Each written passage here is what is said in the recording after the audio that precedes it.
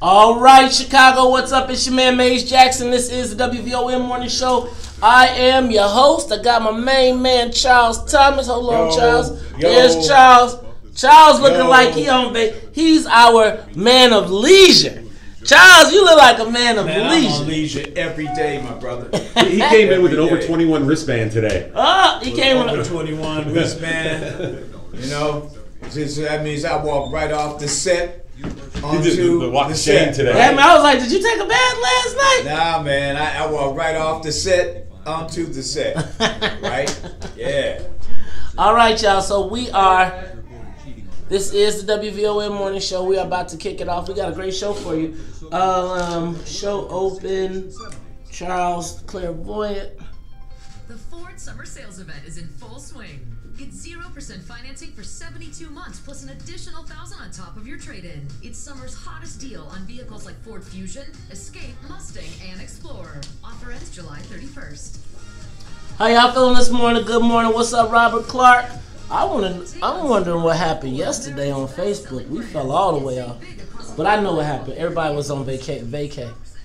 And it's the last day, so this is a week that people will close out. All right, so right now, as we begin this conversation, it seems as though YouTube is winning already. Good morning, Anthony Robinson. Good morning, Robert Clark.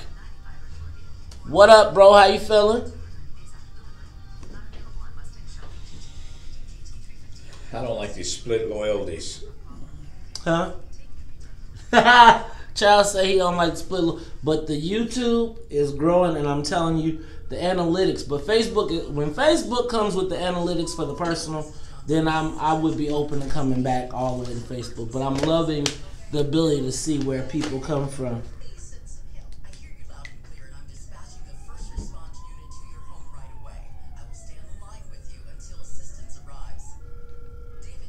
Good morning, y'all. How y'all feeling this morning?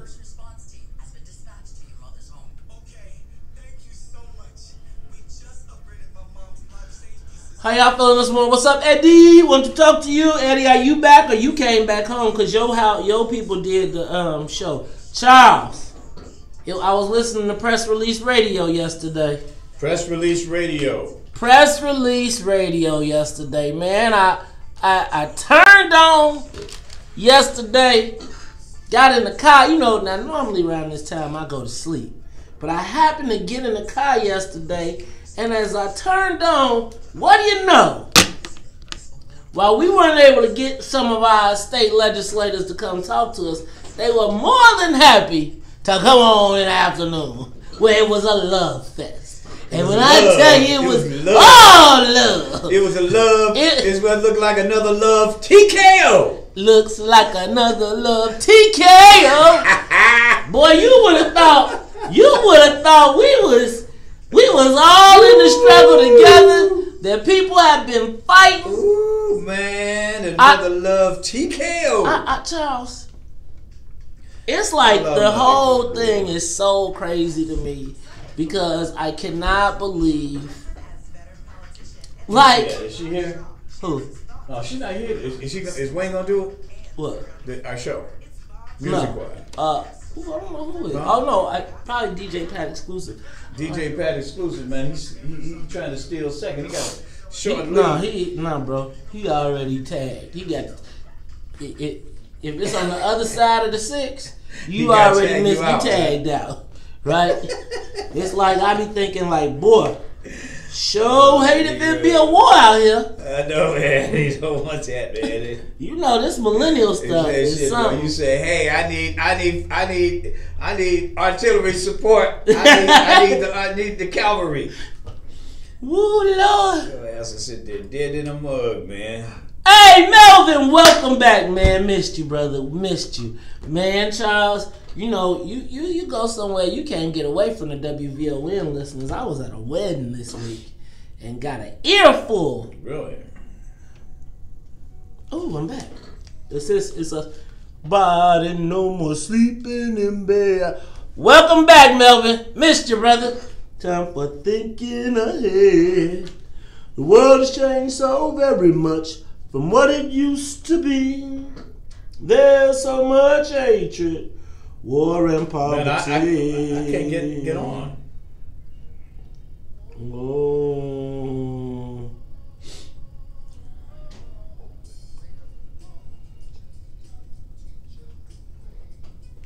Maybe then they'll listen to what you have to say. The world's ones who's coming up, and the world is in their hands. When you teach our children, teach them the very best you can. The world won't get no better. Man, I can't get you YouTube, man. I won't tell you nothing.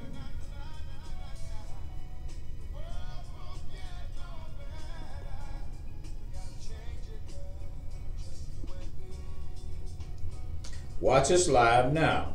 Okay. Wake up all the teachers, make the old people well. They're the one who suffer and who catch all the hell. They don't have so very long for their judgment day. Won't you make them happy before they pass away? Wake up all the time to build a new land. I know we can do it if we all lend a hand. What up, y'all? How y'all feeling? What up, Charles? What up, Shanika? What up, Melvin? What up, Eddie? What up, Ken? What up, Corey all the way? What up, Eddie? The world won't get no better if we just let it be. No, no, no, no, no, no, no, no, no. World won't get no better. We gotta change it, girl. Good morning, Chicago. Good morning, world. This is the WVON Morning Show. I'm your host, Maze Jackson. Got my main man, Charles Thomas, in the building. Because Charles is over here defibrillating. Prevaricating is the word. Is that what it is? Not defibrillating. That has something to do with your heart, right? You know what? Prevaricating. Whatever it is, if you take that hat off, I'm here to tell you, you take that hat off, I don't know about a do-rag. You might need a hot towel.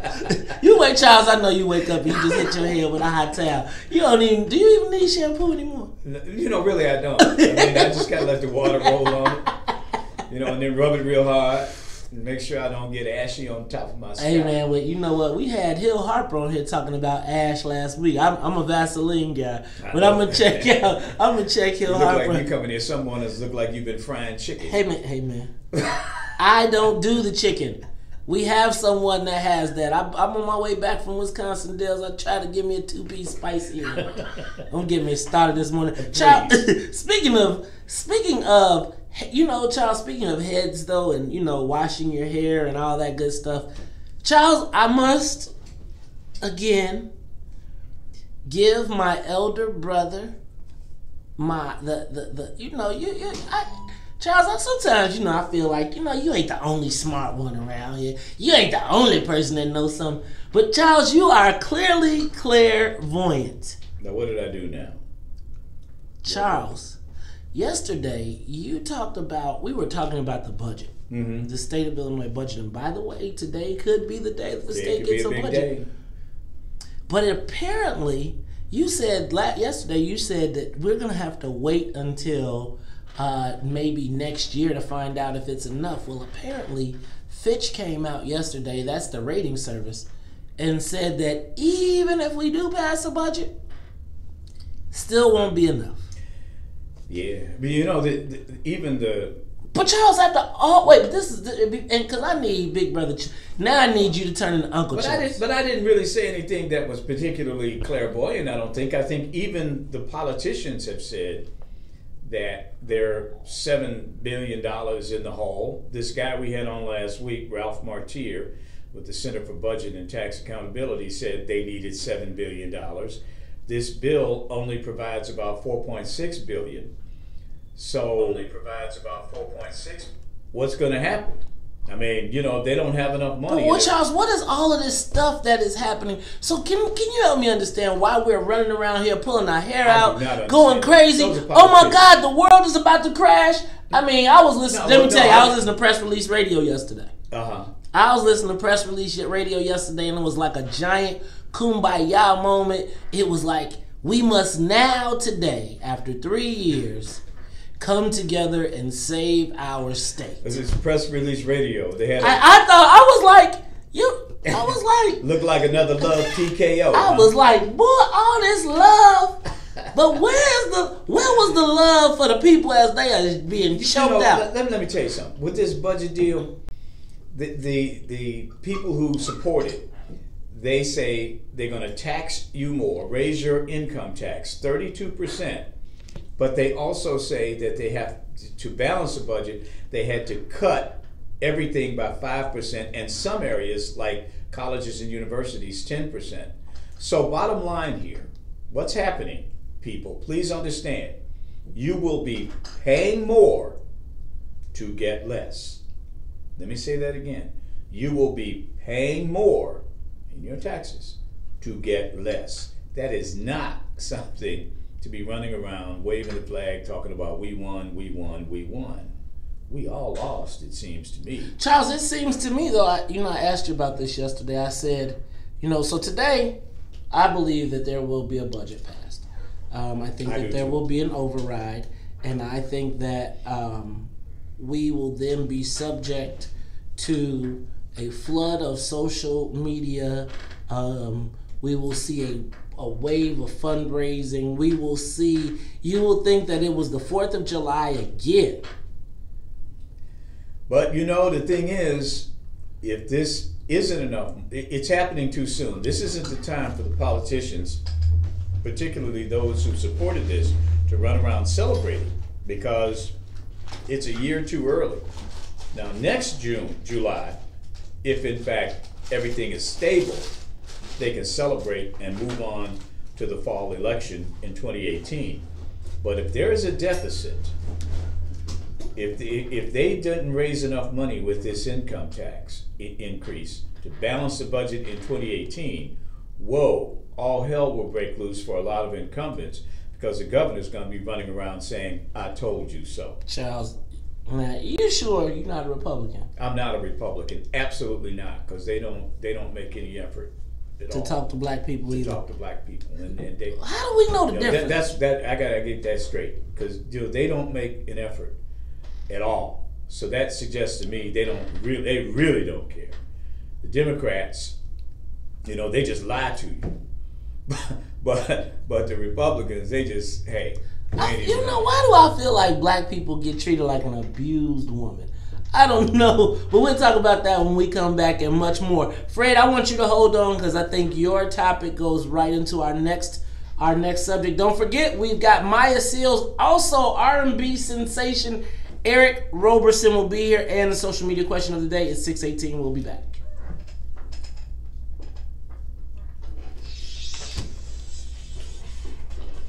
What's up, y'all? Charles, I'm going to give you the camera because I need to get the Wi-Fi straight. Take that. Charles, you got the people. Okay. You talking to him?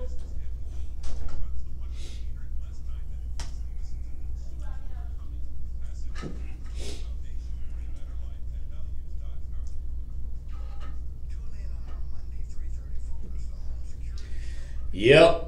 Everybody, it's this afternoon, about 8 hours from now, the long nightmare will be over. The budget, the House will override the governor's veto, and Illinois will have a spending plan for the first time in over 2 years. Yeah, they'll have a spending plan for the first time in over 2 years, and everything will be fine. And all those wonderful people we have down there in Springfield would have accomplished their goal. But I'm telling you, the victory could be very short-lived if, in fact, they don't come up.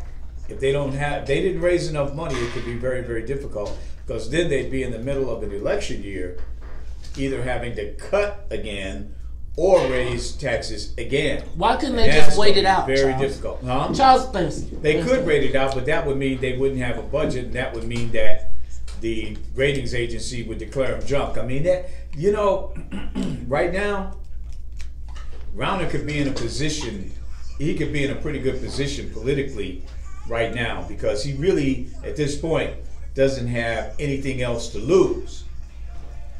But the Democrats at this point have a lot to lose, which would in effect be around a game. I don't know. We're going to have to see. I would say at the first of the year, because when they collect this new income tax, they will know by January whether or not it's coming in at the rate that they need in order to keep the budget at least somewhat in balance.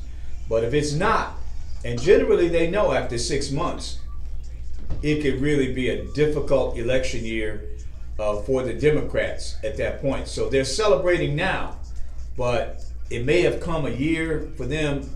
The celebration can't be too early. The real celebration for them would have to be next July, if in fact they can keep the budget in balance. But if they have a deficit, Brown is going to say, "I told you so," and all the people who voted for him in 2014 would likely go back and vote for him again. In the meantime, black folks could be the key. Oh, don't we have Daniel Biss today? Right. I forgot about Daniel Biss. Oh yeah, we have Daniel Biss coming on. He is he's running for governor, but he's a state senator who was right in the middle of the mix during these past couple of weeks. See, that's interesting that we can get the white politicians to come on in the morning. They'll come on the morning, afternoon, whatever. But the black ones, they don't want to come in here because we hold them accountable in a very different way than we do even the white ones. We hold the black ones absolutely accountable because they have to speak directly to the audience. And we don't have a love TKO up in here. We ask some tough questions. It's not that we're against them. We're not against them. We're for them. We are for them in the worst way because they represent us. But they don't like the tough questions. So they'd rather go on in the afternoon for the love TKO. I love that song. It's one of my all-time favorites, right? Teddy Pendergrass, man, he's like our official song man here. Man, no, it's Charles, not Jay-Z. It's Teddy Pendergrass. Wake up! Wake up! Wake up! Wake up! Oh, wake up! Wake up! Oh, wake up! Wake up! Wake up! So, I don't understand why. So where did the numbers come from? So my thing is, if they're saying that these numbers ain't right, what did they base the numbers on? They had to get it below 5%. Because remember, that's what they had before when they raised the income tax temporarily. It was at 5%. So they wanted to say, well, we ain't gonna increase it all the way back to 5%. We'll keep it at 4.95 for politics, for appearances. But it's not enough. But if you got to do it, I feel like if you're gonna get a whooping. But see, here's the other piece. They didn't do anything to deal with this pension thing. They didn't touch the pensions. We're back. I wish y'all could hear this music because this is great music. Boom,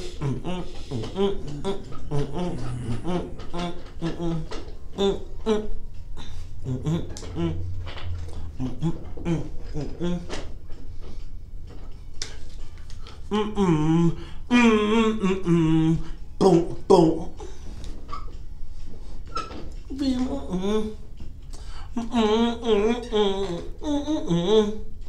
Yeah. Can you feel it? Can you feel it? Can you feel it? Come on, Wayne, look at me, man. Come on, Wayne, look at me. Look at me, brother. You are tuned in to the Talk Chicago 1690 AM. I am your host, Maze Jackson. Got my main man, Charles Thomas, in the building. Charles. Yo. It is going down in Illinois. You know what? We got a lot of stuff to talk about. You know what, Charles? I did not tell everybody we've got an action-packed show. So you hear that ticking, tick, tick, tick, tick, tick, tick, tick, tick. That's the clock. That's the time bomb. Oh. Maya Seals will be here at 6:30. You know, you got to keep an eye on Maya because she come in. I wonder if she gonna come in with that blonde pony. She moved her ponytail from the back to the front. Yeah. Oh, Look, she got a blowout today. Ladies and gentlemen, look, she done got up. She got some sun in. She done sprayed that peroxide in. She is feeling herself. Ladies and gentlemen, Maya Seals is in the studio, laid to the side. Well, 6:30, she'll be in the building. At 7 o'clock, we are going to be talking to State Senator Daniel Biss. State Senator Daniel Biss, he's also a candidate for governor. He'll be calling in to discuss what's going on down in the state of Illinois with the budget. Then we have R&B sensation Eric Roberson. Now, Charles, you may not know Eric Roberson, but you might be the only person in the world who does, well, maybe not. Whoa. Maybe not. Me? You know, Charles. I found out who Eric Roberson was yesterday. So I know. For 24 hours, I have known Eric Roberson. Well, let me tell you, Eric Roberson has mastered the internet and become a world-renowned star. Roberson or Roberson? Not Paul Roberson. Come on, man. Well, I don't know if he's related or not. No, he's not related, but you know, you're a historian. Yeah, classic. I mean, classic, right? I know. You got real quiet last week when you had classic moment to talk to our hip hop icon. But we didn't even talk about that. We're gonna let that go. So you know what, Charles? But as I was flipping through the paper today, you know, there's been all this speculation about will Mayor Emanuel run again? Will he run for mayor again? Seems like he is. Well, you know what? Apparently he is. At this point. So, according to Sun-Times gossip columnist Michael Sneed, she says the mayor plans to run again, but he's looking to put...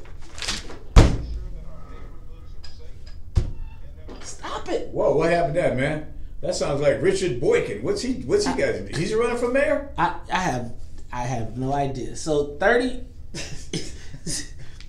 that threw me off a little bit. It threw you off a lot. $30 million the mayor is looking to put in his campaign war chest. $30 million. Now, Charles, I would think like it has to be impossible. First of all, how could he raise $30 million? Who's putting 30? Who is giving him $30 million? Calm down. Let me explain. Go ahead. Okay, if you're gonna run, you're gonna need money. He gets that. But let's say $30 million. Listen. What if he decides not to run? He gets to take that $30 million, put it in his pocket, and ride off into the sunset or wherever people like him go, and pay the taxes on it and be straight. He already did that once with Bruce Rauner, didn't he? What? Didn't he do that with Bruce Rauner? What do you mean? That's when he was working for Bruce Rauner. That's before he ran. Wait, how was it? Wait, you told me he was working for Bruce Rauner. Yeah, he worked with Charles, Bruce Rauner on a deal. He worked with Bruce Rauner on a deal. I think AT&T was buying Southwestern Bell or something like that, and Daley's little brother, Richard William Daley, he was involved in the deal. Mm-hmm. There was a deal, and Rahm had a little piece of it. He had points, like percentage of a point. Them points made $16 million. Dude, when the deal is like $7-8 billion, you know, even a half a point, a quarter of a point is that kind of money. So Rahm was in on the deal because Rahm had been working for Clinton, so he had a lot of pull with the government to help the deal go through because they were selling Southwestern Bell or something like that. I don't know. But anyway, Rahm got rich. But if Rahm wanted to quit, if he decides not to run, it would be in his best interest right now to raise a lot of money. So because that money would be his if he decided, I think the future would probably be better. That's my future. The future. so he wouldn't run, and he gets to keep the cash and pay. So would that be like a golden parachute? That'd be one of the best golden parachutes ever. And who would be filling these coffers? Who would be the people that he raised? Because he can't get money from lobbyists. Well, he's got a lot of people downtown. His best friend is a guy named Michael Sachs, and Michael Sachs runs something called Chicago. I don't know. Anyway, his best friend, he's a very wealthy kind of like hedge fund guy. Grosvenor. Yeah, and they manage one of these hedge funds like Bruce Rauner does. and they would, help him raise money. Rahm has a really formidable fundraising operation. $30 million, Charles. That ain't no money. Rahm is going to spend. Of course, he's running statewide. He says he's got $50 million set aside. JB said he'll spend $100. But we talking about Chicago. We talking about Chicago. So, social media question of the day, Charles.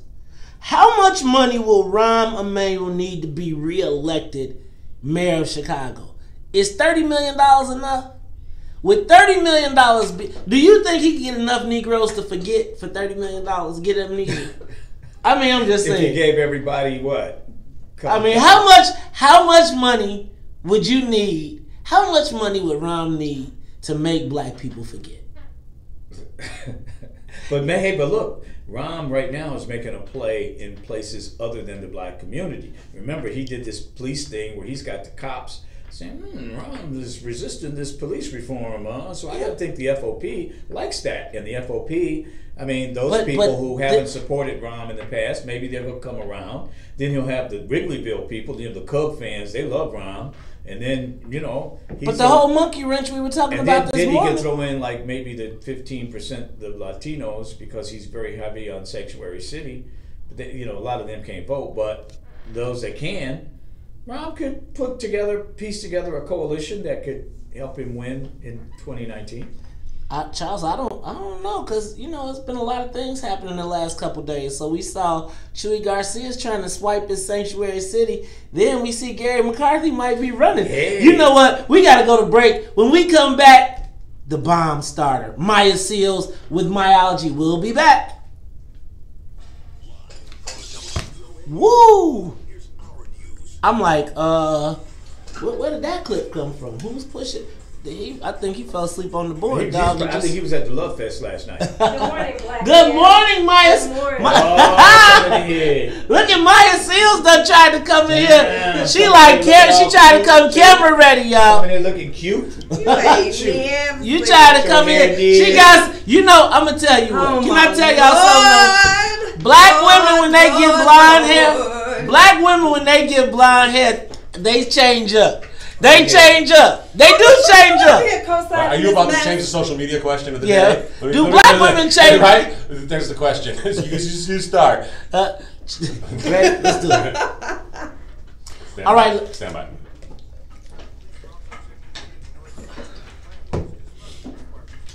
What's up, Chicago? It's your man, Maze Jackson. This is the social media question of the day. Charles, I'm doing my social media question. You killing me.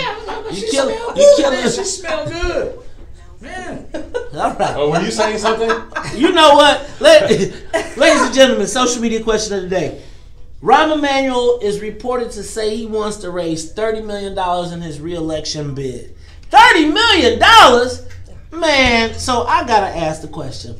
How much money does Rahm Emanuel need to be reelected mayor of Chicago? Is $30 million enough to make black people forget? I don't know. Give us a call, 773-591-1690. Post to Facebook or tweet, and we will get your comments on the air. Peace. I got to get back to work. See, all he does is call his brother, and then his brother makes 30 phone calls. Right. I think he'll think about it, and then in the late summer, he'll make a decision, but he'll do it based on polls. Mm-hmm. But the polls right now, there's no point in doing it because. But do you think if he runs again, do you think he'll win? He could. He could if he pulls together the coalition that he's trying to get together. Be set because when I come come back, back, black folks are leaving. Make sure your volume is straight. And we are isolated politically. Mm-hmm. And he could conceivably put together the coalition that he would need to win, but I think he's forgotten. He's just said the black vote. I don't even want that. I'm not. Didn't you see? He just started passing out with grant money. He's just gonna try and buy. He's looking to buy. He's looking to buy. That ain't gonna work. I saw all the photo ops going around of small businesses. But he's tried that. Well, but he's gonna come hard. He's gonna buy. You'll see him doing a big pitch to give away money to small entrepreneurs, because remember, the big thing is you haven't created any new black millionaires. Yeah. So that's the whole. I'm just saying our people need to be ready for what's coming up, because like again, last time I was like, yo, I'm not for Chewy, but I just felt like there was an opportunity for a black mayor. I'm gonna tell you that I believe that if we continue to be led around in the wilderness by the people that are leading us around the wilderness, I think that mug has a path right back, right up the middle. Yeah. I think that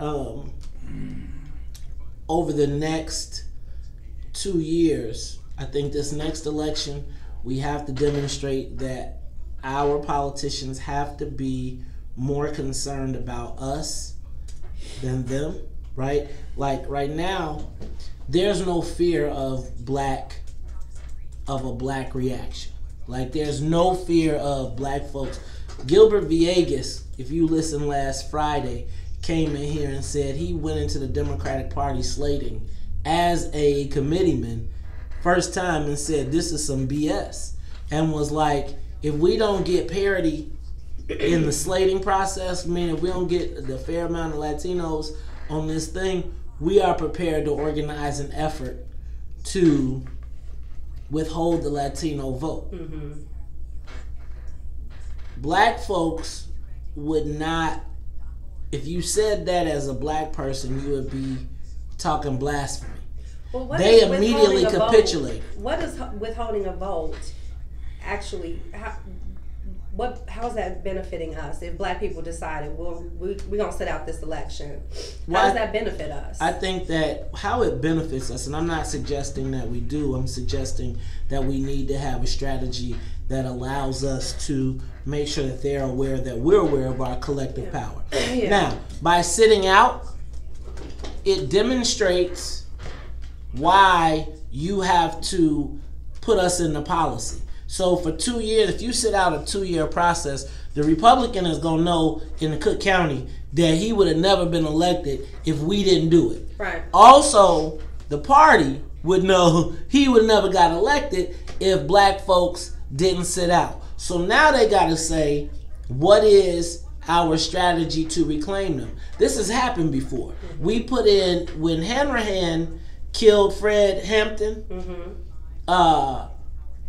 black folks elected a black state's attorney. The white state's attorney, who was a Democrat daily, got up there and said, bust these Negroes, and they depended completely on the machine to deliver him, right? And they had black people, the traditional black politicians was there to whip us up, but black folks decided they wasn't having it, and they was like, we're not listening to you. See, the problem is the committeemen who nobody votes for really control the power of your vote. So basically you got people that go in and broker for your community based on 5,000, 7,000 votes, even though they represent 60,000. Come on, we come back. We'll break it down. Can you feel it? Oh, God. Can you feel it? Can you feel it? Can you feel it?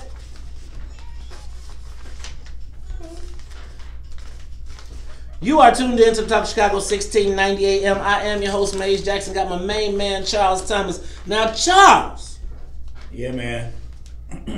I'm feeling, I'm kind of like, I'm sitting here next to Maya. And, Smelly girl. I'm trying to play it real close because I don't know. Smelly girl. She came in, I'm telling y'all, people get black women with blonde hair get brand Every new. Black woman needs to be calling up here right now. To talk about Maya's blonde hair? Get made straight. Where's your what happened to natural hair? This is my natural hair. Your hair is naturally that color? No, this is my natural hair. It's not my natural I mean, color. do they have blonde, are there blonde Africans? Yeah. Yes, they are. Thank you. I'm sitting next to one. Thank you. Ladies and gentlemen, you are tuned in to the Talk of Chicago 1690 AM, as we do every Thursday when she got time. When she got times. And Maya, she got the times today. You know what? See how people do you. Maya Seals is in the studio. Now, Maya, I got a question for you. Yes, ma'am. What are you doing on, I know what you're doing on July 15th. You know what I'm doing. Will you be at the Taste of WVON? Right. I am going to be at the Taste of WVON for the one and the only Eldra DeBarge. I'm looking very forward to seeing I thought you was coming because you was on the morning show and you can't. Oh, okay. Well, you remember you said that. So when you watching Eldridge DeBarge from row 50,000, you know we go back on concerts, man. You know I'm gonna be at the place. Taste of WVON, July 15th. I'm gonna tell you guys, it is going to be awesome. We've got the Children's Pavilion. We've got the Miller Beer Tent. Now you might find me in the Miller Beer Tent immediately after we get off air. We've got Hyde Park Cigars in the building. I'm telling y'all, this is going to be the place to be. White Castles and the Broken Riding Aero Club. Now, if you remember Youth Edition, they are now called the Kinsmen. They will be in the building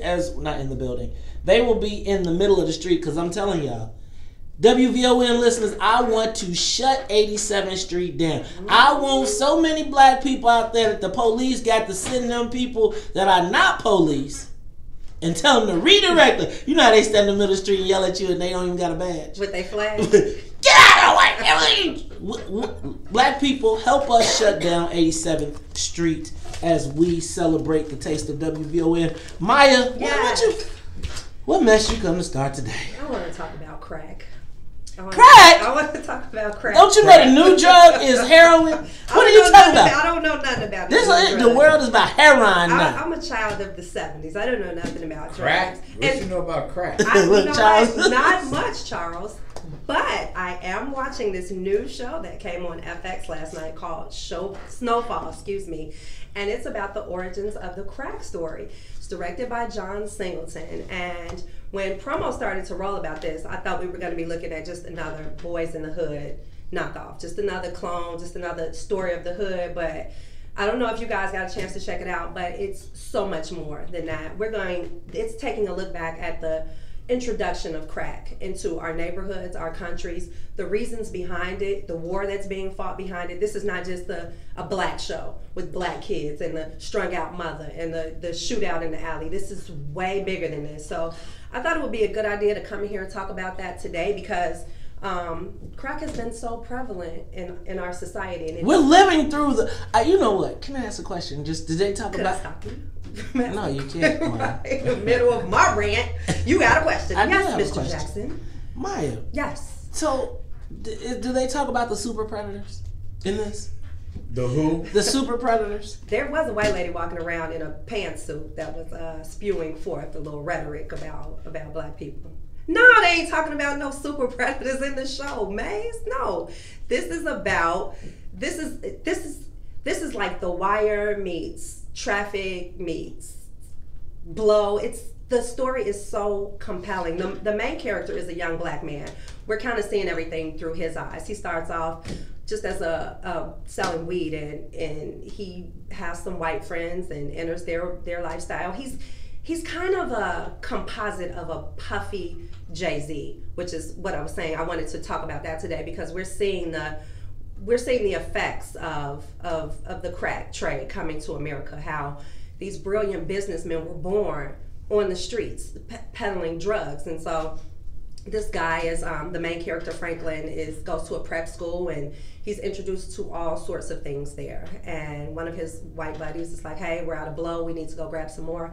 And he takes him to his parents' dealer, and it's this big Scarface type figure. And the story kind of gets rolling from there. That he earns the guy's trust by letting him shoot a gun at him while wearing a bulletproof vest. And he earns the guy's trust, he fronts him, and we're off to the races. So it's going to be an interesting thing for us to look back on now that we're so far into crack grandchildren now. Well, see, that's what, you know what, I think y'all misunderstood me when I talked about the super predators, but I was talking about like the outspring of the crack epidemic. I think this is going to be, I'm actually kind of intrigued by this, just based on the fact that so many times the story of crack has always been like, remember Colors, right. and it's the tale of the black dude, the gangbangers standing outside with the big chains.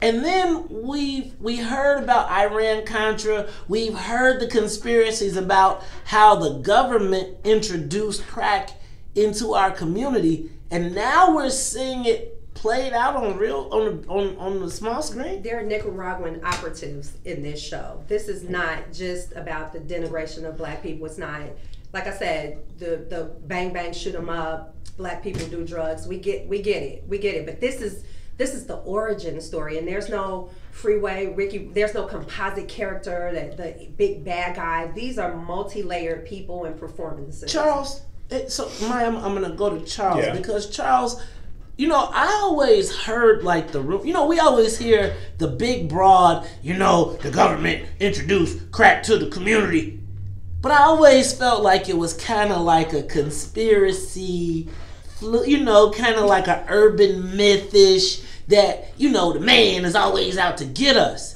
No.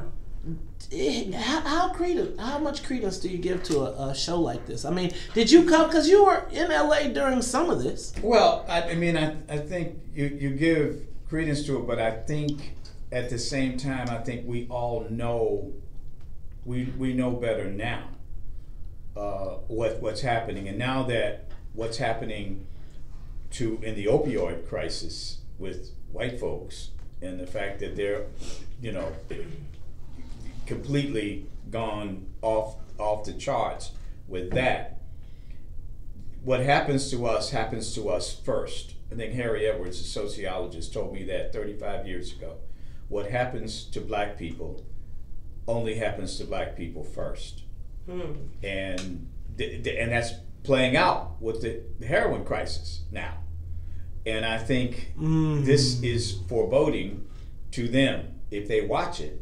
And I haven't seen it, but I mean, it's telling them what basically is going down. Because a lot of the things that happen to us first, but it happens to the rest of society moving ahead. And they've forgotten crack now in a popular way. Right. I mean, new mainstream media has forgotten about crack. They're now on opioids because that's happening to white people. Like, you know what, this is very interesting. You know what, Maya, when we come back, I want to talk about this from the perspective, because you know you sent something over interesting in your text about now kind of like the outgrowth of the crack generation, right, and looking at Jay-Z, right? And how Jay-Z bragged about being a product of the crack era, a product of Reaganomics, and now he's this figure. But this is a great conversation. Ladies and gentlemen, you are tuned into the Talk of Chicago, 1690 AM. I'm your host, Maze Jackson. Got Charles Thomas, and we have the new blonde Maya in the building. You want to see her? Check us out on Facebook Live or on YouTube, and you too can see how Maya flipped the blonde pony from the front to the back. Ladies and gentlemen, we'll be back after these messages. Maya. Yes. What do you think about 444? I love 444. So I want to do, check this out. I want to do a podcast. Ooh. A straight up round table on 444. Let's do it. We gotta find a non-Jay-Z fan though. You gotta find a non-Jay-Z fan. I'm sure we can do that. Who's not listened to it, and I want to do song by song, right? I'm gonna tell you that because Charles didn't get it, but he was listening to some of the songs yesterday, and he was like, "Whoa!" But I really, honestly, and I'm not saying this from the standpoint of I made the same money as Jay-Z, but I promise you, like on my mirror in my bathroom for freaking 10 years, not 10 years, from the day the cover came out. Jay-Z and Warren Buffett. Remember that cover they did on the cover of Ink? And it was every morning I got up and one of my things was, like, I used to write in soap on the mirror, like, what you thought of yourself. And it's like, you can write the bad stuff, you can write the good stuff. Do you see yourself through this? And so I always had that picture up there. To me, for so many people from my generation, they kind of charted their life along the lines of a Jay-Z. So say his trajectory was up here, you were trying to match that, but maybe down here. And to see him go from a dude that had a closet full of throwbacks that still won't refuse to throw them away because how much money I spent on them, to going to Grown Man, to Grown and Sexy, to now hearing him come to full evolution and say, man, how many V12s did I have? Thanks, asshole. Right. I bought the 4.6 because you was like, you can't buy the 4.0, cocksucker, right? Right. But to see him come all the way full circle, man, even that freaking 444, the song, just the song is the song of so many industry relationships. It is the story of, and I just want to have a straight up real conversation with somebody who cares. So let's put that. I'm saying, like, I want to do that within the next week or so. We could do it at the office, put it together, and then we'll. I don't know if we do it live. I don't know. Let's think about how it comes out. But I'd like to do a 444 just and literally go by each song. Everybody listen to it. You got your review, and then what did you get out of that song? What did you get out of that song? What did you get out of the song? Yeah. And then we chop it up. Yeah, and then we could actually. I think we do it live because I think a lot of people have. Right. The engagement would be good. Yep. Because everybody has something to say about it. Everybody wrote at least a post about it, if not a whole think piece about it.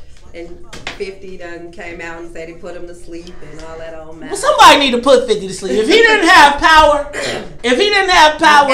at all, we wouldn't even know who 50 Cent was. At all. It'd be over for him. Right. It'd be over for him, but we didn't have what? His show Power. If the show Power did not come on, no one 50 Cent would be completely irrelevant. I mean, when Jay was like, it's so many things. You can't. It's that so many things. It's so many things, and the production on the album is stellar.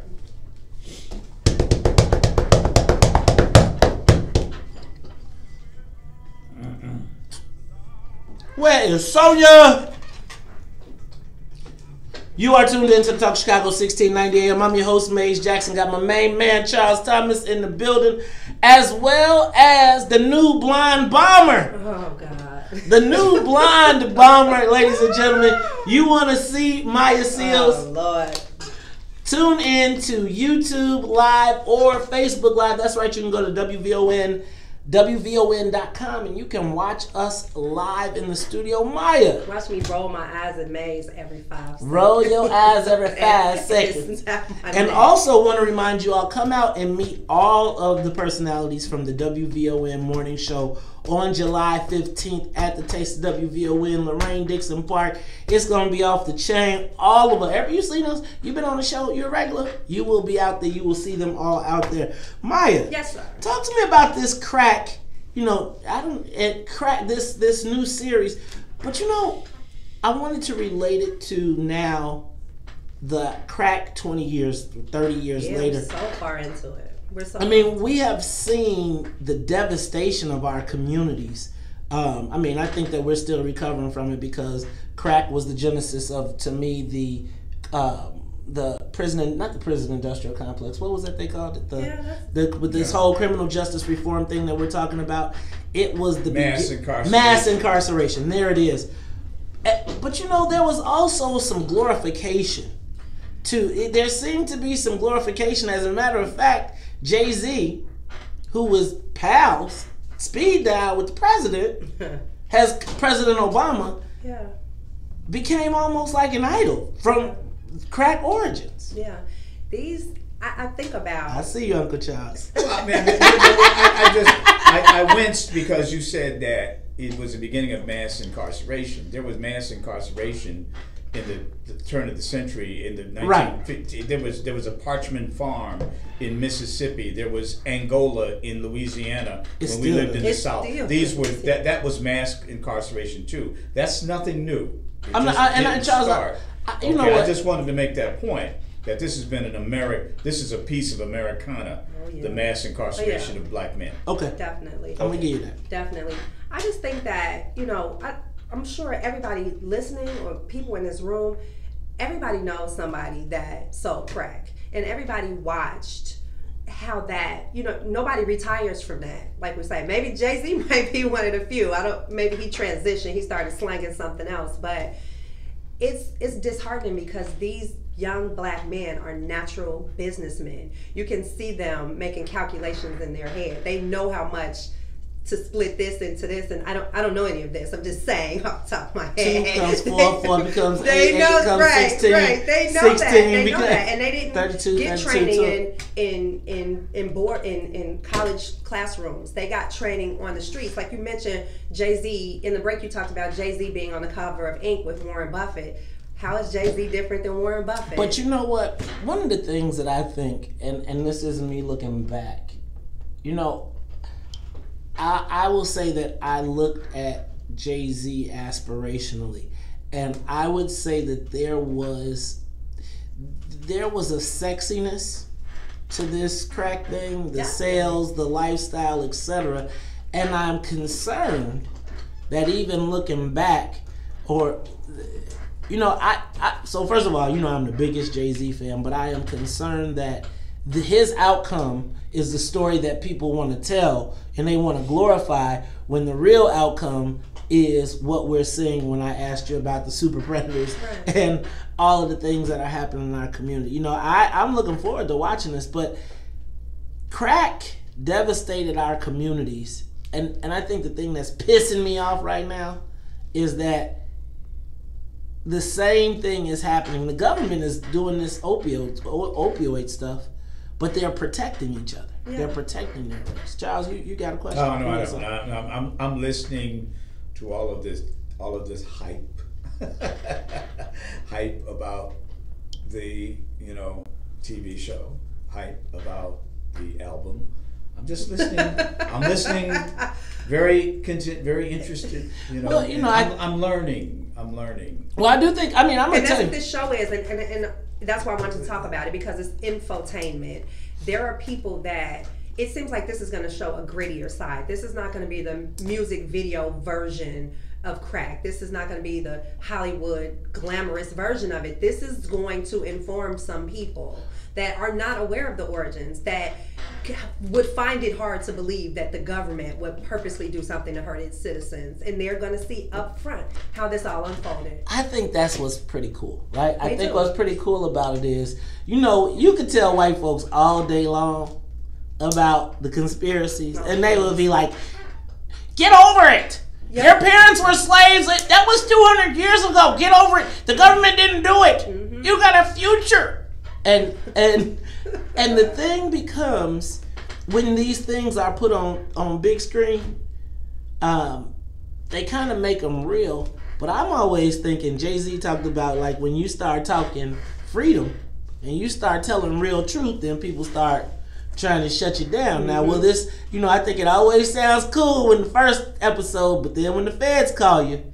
Well, this is television, and if there are eyeballs on those commercials, that show is going to do well. It's John Singleton produced, and you can tell it has when it comes on, we have an aerial shot of the palm trees, and you can almost see the shoes hanging from the telephone wire. It's very Cali. The soundtrack is very Did they get them gosh darn babies out the street? there are no babies in the street getting run down by Hondas. That's not happening. But you can almost imagine how the atmosphere is so dense on there. You can almost imagine that happening on the next block. Maya, let's take a call before you get out of here. Arthur, you're on the Talk Chicago. What's going on? Oh, what's up, Art? What's going on, young man? To you and your guests, at the end of the day, when it's all said and done, there's no one in 2017, the last 10 years. If you want to know your future, all you got to look is 5 years in front of you and 5 years behind you. So these young people now, this excuse the conspiracy, what white people doing. At the end of the day, they have more accessibility to visual imagery, and you can see what drugs does. Mm-hmm. So these young people today that's doing drugs, they see the woman that's standing on the corner that used to be you.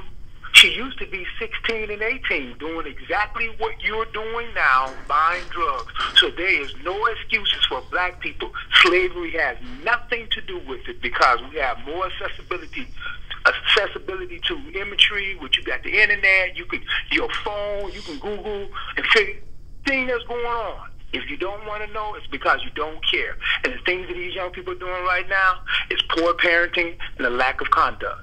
May God bless. God bless you. Well, Art, you know how to drop a bomb, and you know what? I think you and Maya conspired to get on the phone. Y'all know how to drop a bomb, but you know what, Maya? I'm gonna say this.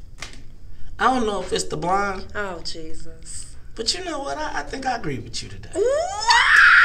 I think I agree with you today. I think that as history as we continue to peel back the layers, I think that history will reveal that white folks ain't never really been all that much in love with us. Oh, no. The government, this country has never been that much in love with us. Ladies and gentlemen, as we do every Thursday, Maya Seals with Myology. We'll look forward to you next Thursday. You gonna still be blonde? Yes, I will be blonde the remainder of the summer. You sure? Catch me in the streets. Catch her in the Summit Road in Walgreens, ladies and gentlemen. Maya Seals. Until next week, ladies and when we come back, State Senator Daniel Biss on the budget. We'll be back. Ooh. Is Eric Roberson from here? No, I don't think he's from here. He's here all the time. So this show is on. It's on FX. You know what? It had a nice little buzz yesterday. Yeah, it's on social. I wish I would have known because I was sitting on the roof. I would have watched it. I have to get it on the it was good. On demand. I'm glad it came on because I was gonna come in here and talk about Rob today because that was it was an interesting day. You know what? And people was like, Rob, and I was like, who the fuck is Rob? What the hell did Rob do? Rob went crazy on the internet yesterday. So was that real? That I don't know. You don't know what those people. We're talking about the Kardashians. I think Carrie said, "What is the new season coming?" I think it's wrapping up, and I think America is going through Kardashian fatigue because the ratings this season are lower than they've ever been. I think everybody's a little worn out on it because you don't know what's real and what's manufactured on that show. And I mean, well, it's all manufactured on that show. You all kidding? I don't think Lamar's drug problem was manufactured. You think that's real? I don't think the problems that they go through are manufactured. You don't think that's not all manufactured? No, I think Lamar came to that woman with a drug problem. Of course. So that's not manufactured. But yes, of course. But she wanted him because he had a drug problem. You're going somewhere else. I ain't talking about what she wanted. Don't you think it's all manufactured? Yes, it's I do. All manufactured. I do. They give that. It's a script. They control. And when Lamar had his moment, that was something. Oh boy, let's exploit this. Let's do this. Let's do this. I think so. Lamar, that was something to war. Lamar went to the hotel. He woke up. Lord. He woke up and said, "Where my drink and my hose?" That's so sad. He was on Lamar. He was on the Wendy Williams show last week before she went. Lamar was on the Wendy Williams show last week before he went to hiatus, and it was a very sobering interview. Like, he's very. It was good to see him alive. But you allow yourself to be exploited like that. I mean, all of them do. I mean, that's to get that money. They sign up to get that money. Do you think the Kardashians got the fire? Got the what? Got that fire. What makes brothers go crazy? Man, you see that one? that one that Kanye West married. Kim? Damn. You like her, Uncle Charles? That girl, boy, she's bringing something to the game. Ray J put on. She the porn star too, right? Ray J put on, bro. Yes. He turned out. Ray J, after Ray J though, she went through the. I mean, man, that was the origin of. That was the sex tape because Paris Hilton's was boring. Yeah, she blew. But no, this was boring too. They were boring I didn't watch it. Kim's a ouch girl. She ain't here for it. Oh. Look who she married to. Man, Kim, man, I don't know about all that. I'm tell you what, Kim Kardashian walked into any party in Chicago, it's gonna be some divorces. I would probably agree. I'm telling you, right? I'm just saying. I'm gonna tell you that. Cause it'd be like, I think, and I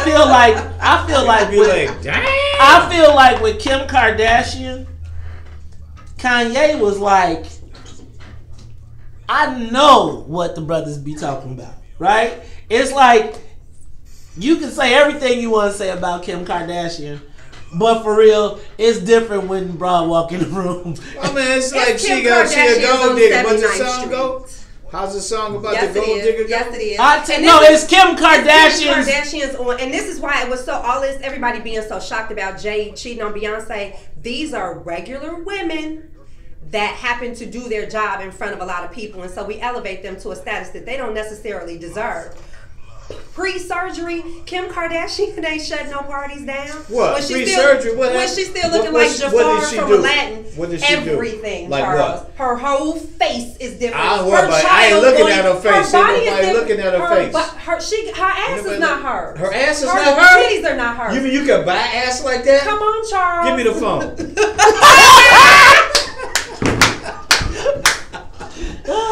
Come on now, Charles. This is what I'm saying. Okay, so I'm suggesting that Kim Kardashian. First of all, let me back up. I would tell you that 70% of the black dudes that grew up in Chicago, that did not grow up in the suburbs, if a white broad approached them like that was halfway decent, they going. They going. Is that true for any broad though? If a broad. Yeah, but I'm saying like no. I'm saying like he's going, but I'm telling you that if a white chick crossed 79th Street, I'm talking about not a 10, say a 7. Say a 7.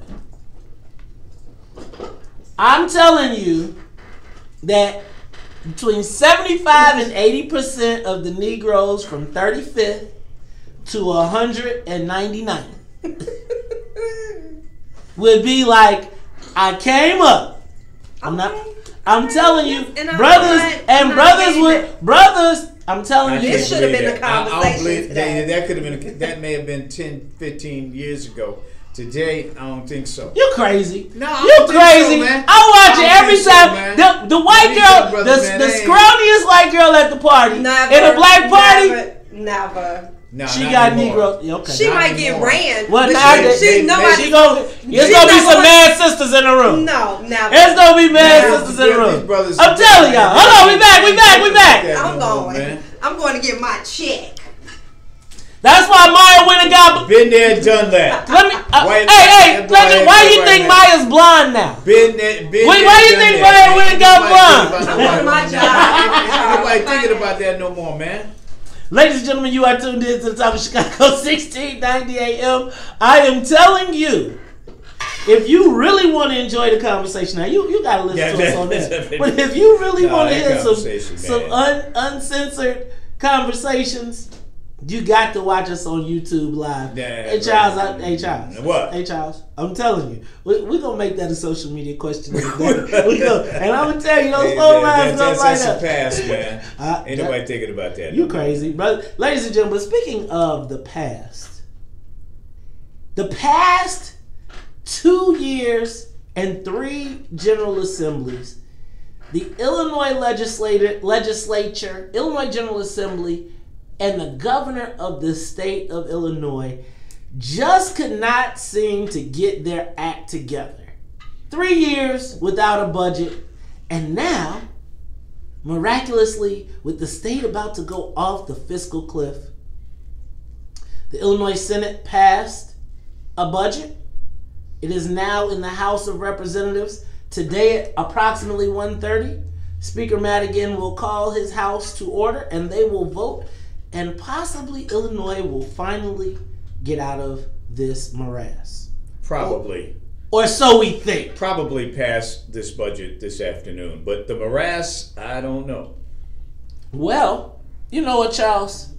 Since we have such a challenge getting some of our members from the Black Caucus, I figured, hey, how about we get someone who's down there in the middle of the fray. It happens to be running for governor. It happens to be running for governor at the same time. Ladies and gentlemen, join us in welcoming State Senator Daniel Biss. Dan Biss, Senator Biss, welcome to the Talk of Chicago. How are you this morning?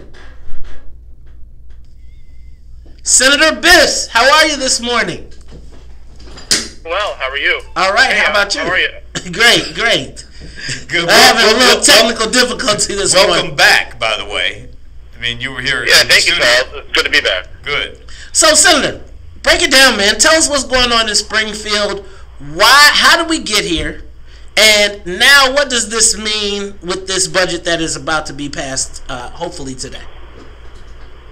Well, listen, Bruce Rauner's been governor since the beginning of 2015, and throughout that time, the legislature and the governor have never agreed on a budget. So we've been lurching through this period of time without funding for community colleges and universities, without funding for social service programs, without any kind of certainty of funding for schools, and while adding $11 million of debt every single day, and at this point now careening up to a place of being in junk bond status, with people hurting across the state of Illinois.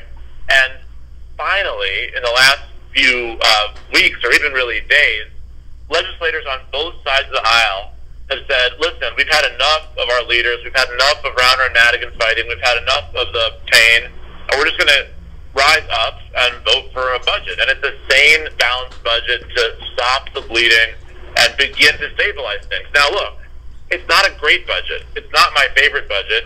It doesn't, as Charles said, it doesn't end the morass permanently, but it at least stops the bleeding and allows the state to begin to move forward and stops the utter insanity of being the only state in the history of the union to go years on end without any kind of budget at all. Senator, the Senate version of this passed actually before the House included more taxes. Included like what was it, a tax on some services. That isn't in the final version that hit the governor's desk. So is this budget now, is it in shortfall? I mean, are you really going to be able to raise enough money with this income tax increase at 32%?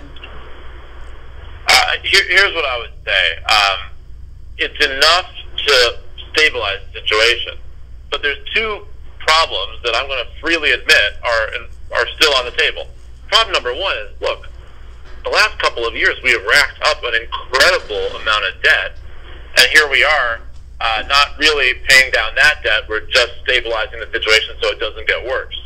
But second of all, Charles, I mean, let's be honest. This is not the best way to raise money. We have a very unfair tax system in Illinois, a system that is unfair to the middle class, unfair to the working poor, allows the richest residents to get away without paying their share, has done that for a long time, and this budget perpetuates that system. So, Senator Biss, go ahead. Yeah. And so what fundamentally has changed? It seems like we're doing the same thing, we're just treading water and there's been no fix. So we're going to be in have this same situation a year from now.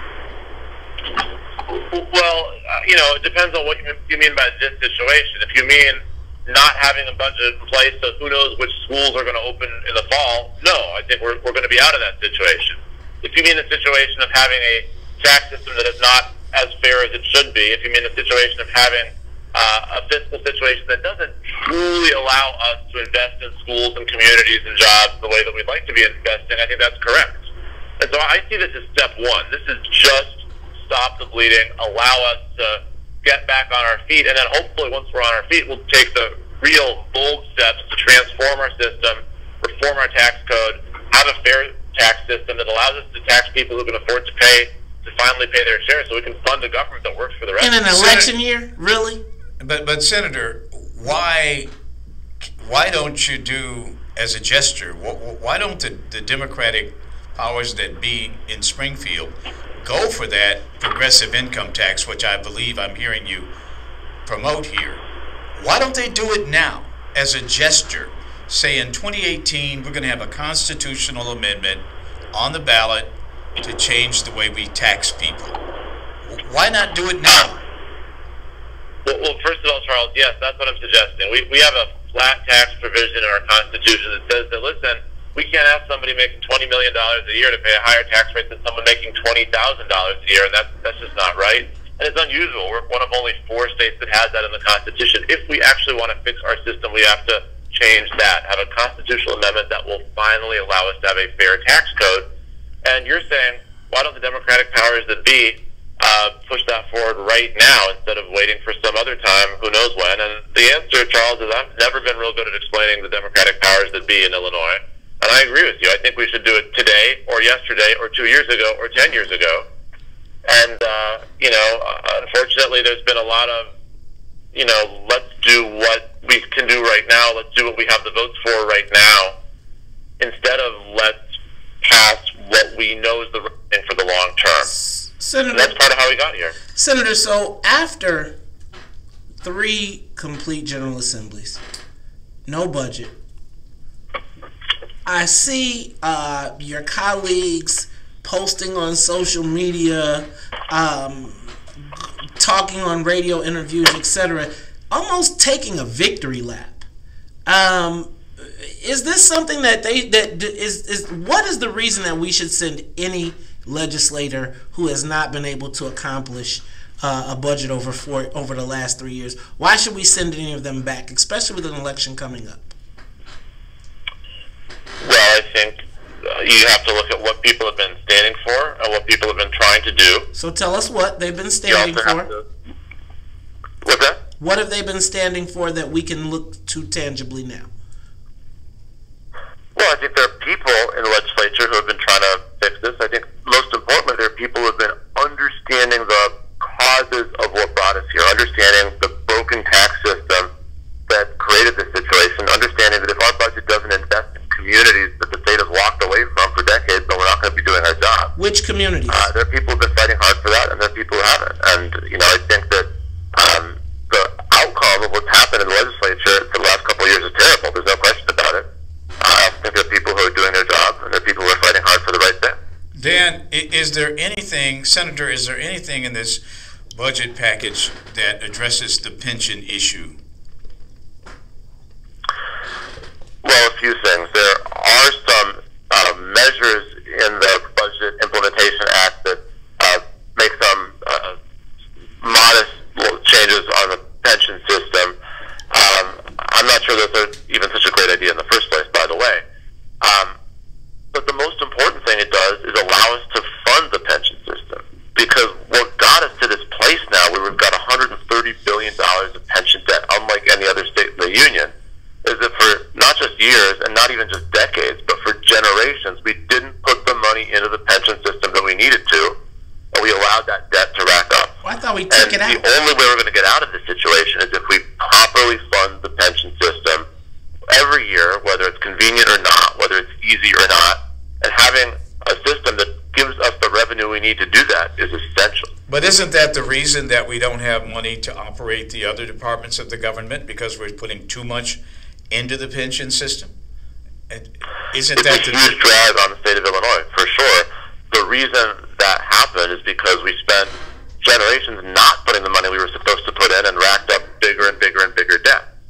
So if we look at that and say, hey, we still don't feel like putting the money in, then 10 years from now it's going to be even worse, and it's going to be an even bigger drain on the budget. If instead we finally act like grown-ups and make the responsible payment in, then over time that debt will decrease and the payment will decrease and our state budget will be a heck of a lot easier to balance. Senator Biss, hold right there. I got to go to break. When we come back, we'll finish this conversation. Ladies and gentlemen, we are talking to Illinois gubernatorial candidate and state senator Daniel Biss on the budget morass in Springfield, and I'm still not sure we're going to be out of this mess, but we'll ask him some more questions when we come back. Give us a call, 773-591-1690. More of the morning show with Mace Jackson coming up on the Talk of Chicago. I'm not exactly sure what the hell we just got.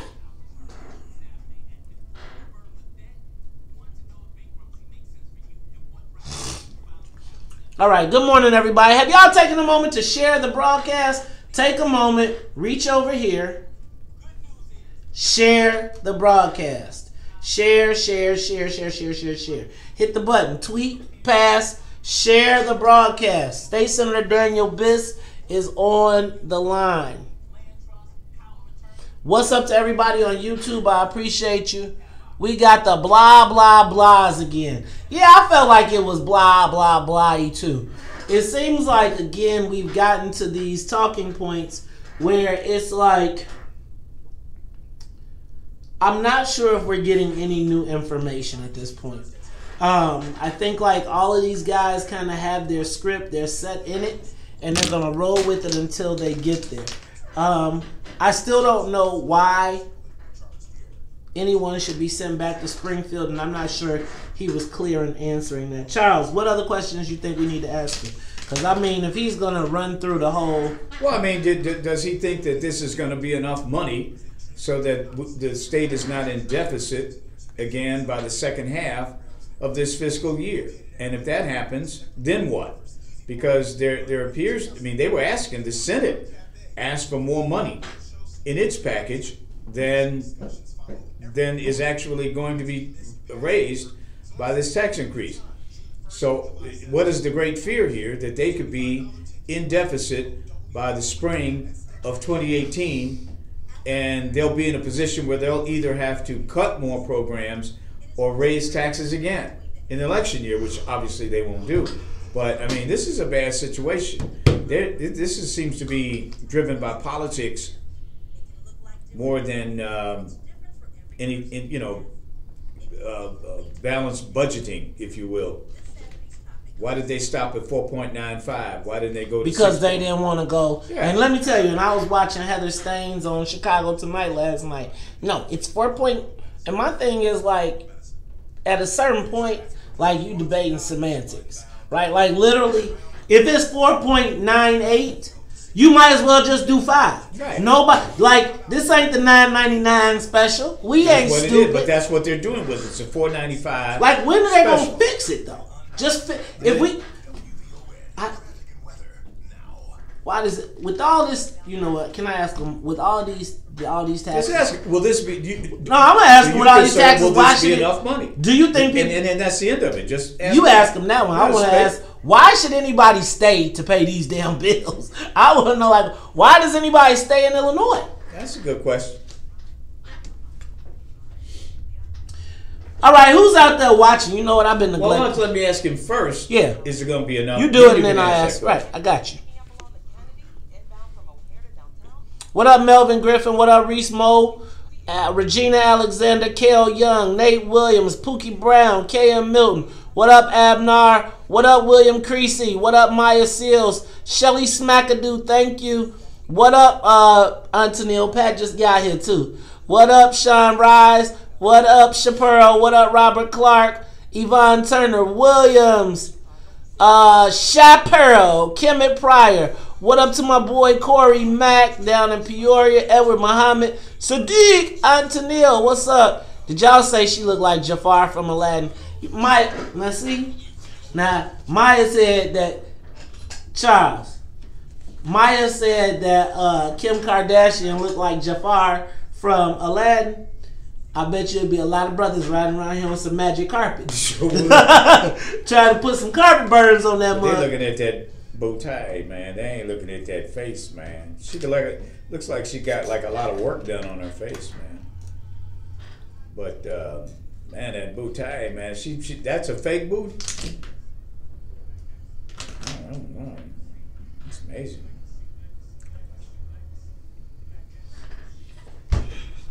Come on.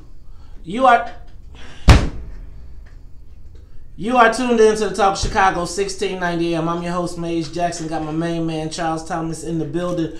Charles, we have State Senator Dan Biss on the live line, and you had a question for him. Yeah, you know, an analyst at Fitch yesterday suggested this might not be enough.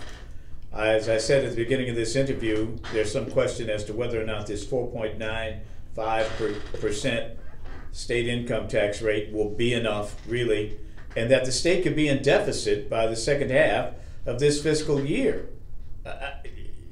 Are you concerned that this might not be enough?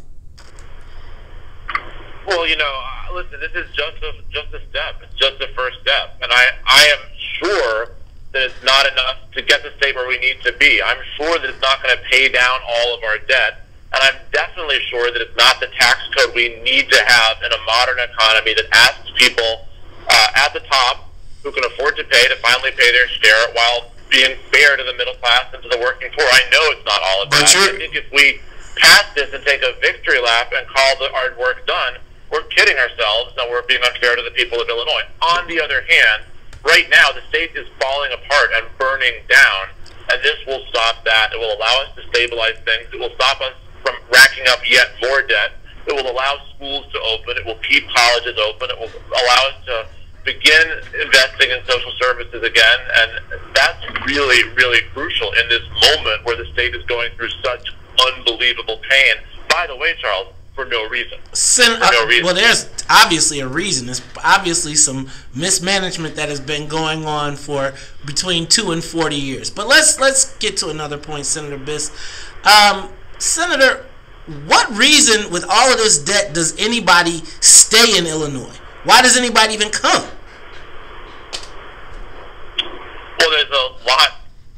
here that's fantastic. It's a vibrant, diverse place. It's a place with actually a very strong economy, right? The real economy in the Chicago area is strong. The government's what's screwed up. But Senator, let me just jump in right there, because obviously we're on WVON. We don't see that same economy in the black community. Why does so let me bring it down. Why does anybody black stay here?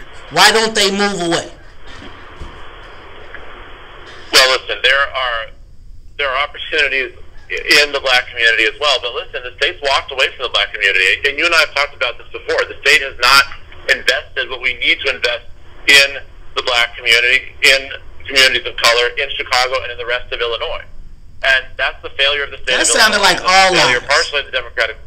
What's that? That sounded very much like all lives. We really want to talk about what's going on for our community. Because again, Senator, the 16 economic indicators show that we're in the worst state for black people.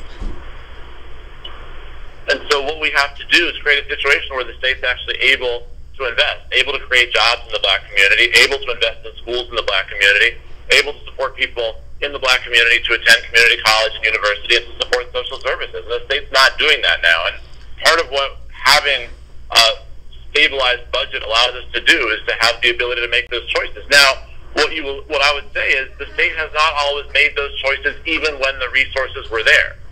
And so it's not enough to just have a budget. We have to have a budget that chooses to invest in the black community. So if we don't have a budget at all, we definitely can't have Does this one? In the sense that investing in schools, investing in social services, that keeping community colleges and universities like Chicago State open, invest in the black community, absolutely. Does it do it enough? It does not. You're going to be running. Does not. You're going to be running against Bruce Rauner if you win the nomination of your party. I mean, and you could have a budget that's still in deficit, and having to run as the tax candidate. That's going to be tough, isn't it? Listen, I think I'm running as the truth-telling candidate, and the truth of the matter is we're not going to be able to fix this state if we're not prepared to make investments in the communities that have been suffering because of the failure of Bruce Rauner. And so I think we have to transform our tax system so it's fair, so it doesn't ask too much of the working poor and the middle class, so that it asks people like Bruce Rauner, who have been the beneficiaries of 2 generations of economic growth, to pay their share and then enable the state to make the investments that we have not been making. But I'm also not going to pretend that we can do that for free. And I think the people of Illinois have been lied to by politicians for a really long time about what's possible. And I think there's nothing good that's going to come of another person running for office while pretending we can do what we can't do.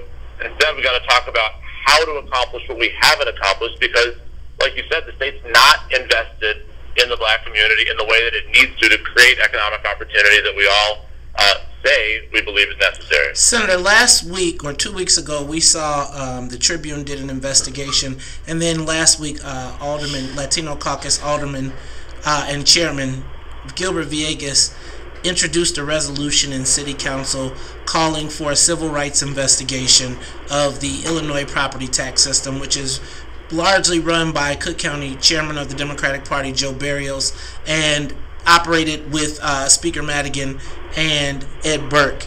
Do you believe that property tax system is racist, and would you support a civil rights investigation into the property tax system? I mean, 100%. I mean, it's not even what I believe. Just look at the numbers. Look at the numbers. Our property tax system is rigged, generally speaking, against the middle class and against the poor, and specifically against the black community. And you can see it in the stunning charts in the Chicago Tribune report on this. And so I introduced legislation called the Home Act to take this on, to take on the systemic racism and the systemic bias against the middle class and against the poor in our property tax system, and if necessary, to take the power of assessment away from the Cook County assessor, because we know that the system right now is just not fair and not right and not just. But those are the people that you're depending on to get you elected. This is the party that you are a part of. So are you suggesting that our party is racist and there needs to be a purge? I'm suggesting that the Democratic Party is very big, and there's a lot of different voices in the Democratic Party, and a lot of them haven't done what they need to get done.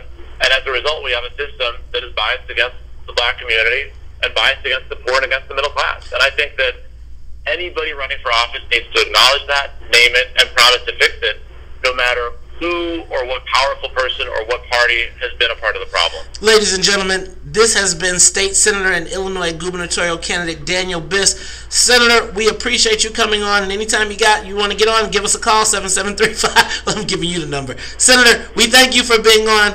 Come back. We look forward to talking to you again. Ladies and gentlemen, State Senator Dan Biss, as well as candidate for governor. Thank you again, and we'll talk back to you. Ladies and gentlemen, we'll continue this conversation. We'll continue on Chicago politics when we come back after news, traffic, and weather. Live from the WVON newsroom. All right, y'all.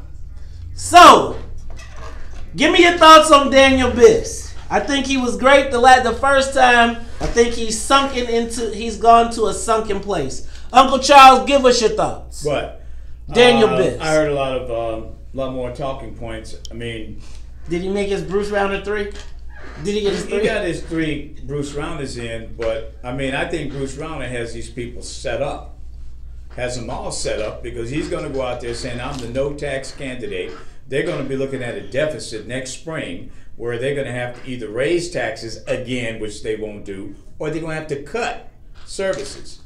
They're going to do something to get a balanced budget next year. And now the onus is on them to do again what they did this year. And I think Bruce Rauner has him in a position right now where he actually may have outsmarted Speaker Madigan in this by getting Madigan to jump on this tax increase with these 15 Republicans. Now, Madigan may not have had a choice because the ratings agencies were saying they were going to downgrade Illinois to junk. That's serious stuff because that means they can't borrow money. And all governments borrow money. They have to because you have to run the government while you collect the taxes. So you have to have these short-term bonds in place all the time. And if you're getting charged an exorbitant rate for the short-term bonds, plus the general embarrassment of having your bonds to be junk, I mean, they were backed into a corner by Wall Street, so they had to do something. But Rauner could come out the winner in this because if they can't raise enough money, they're going to be, what are they going to do? Raise taxes again in an election year? Oh, boy. They're in a really tough situation right now, and I think Rauner right now is actually feeling pretty good about where he is because he has all the property owners on his side and all of downstate on his side. And he's basically just doing what he said he was going to do. Yep. So if you hold true to that. Hey, that's the man. That's the man talking. What was pretty interesting is this dude's website, dude. It's no frills, so easy to navigate. No flashiness or anything. It's just come here, buy your stuff, man. It's simple. It's laid out so easy, dude. Are you playing his song before we go on, man? We should. Yeah, absolutely, because nobody knows who. A lot of people have not heard this dude.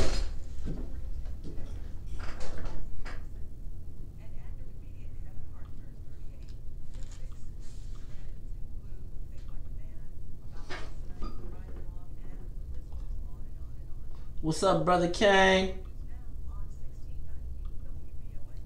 Thank you for subscribing.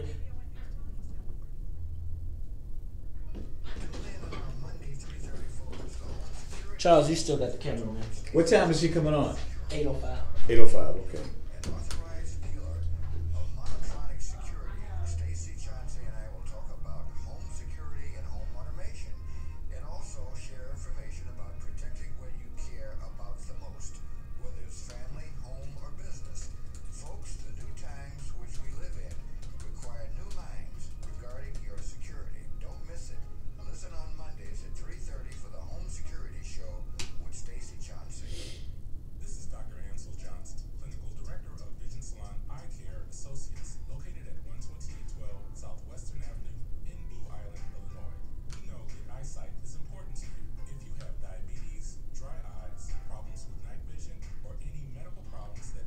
I don't know who's next.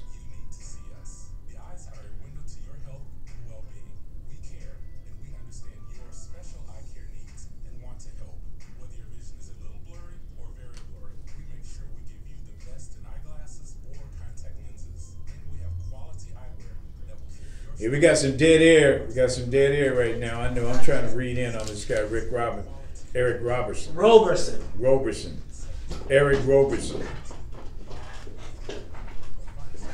Trying to read in. The moon. The sun, the moon, the stars, and the mountains. I'll give you the world and all that you wish for, and even more. Girl, I love you more than words can show. I love it sure. I walk the... What you mean no one likes to come in the den? We in the den, no, we in the den. What's up, y'all? All right, it's a lot going on, y'all. I was trying to keep up with the show. All right, so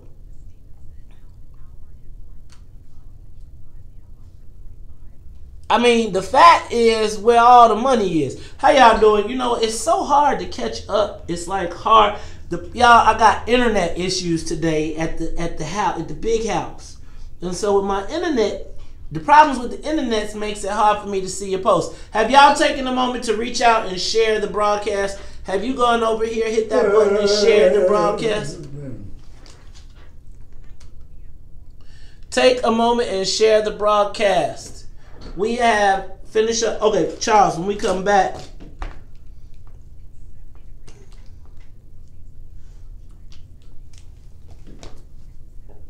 What you mean, yes, y'all do?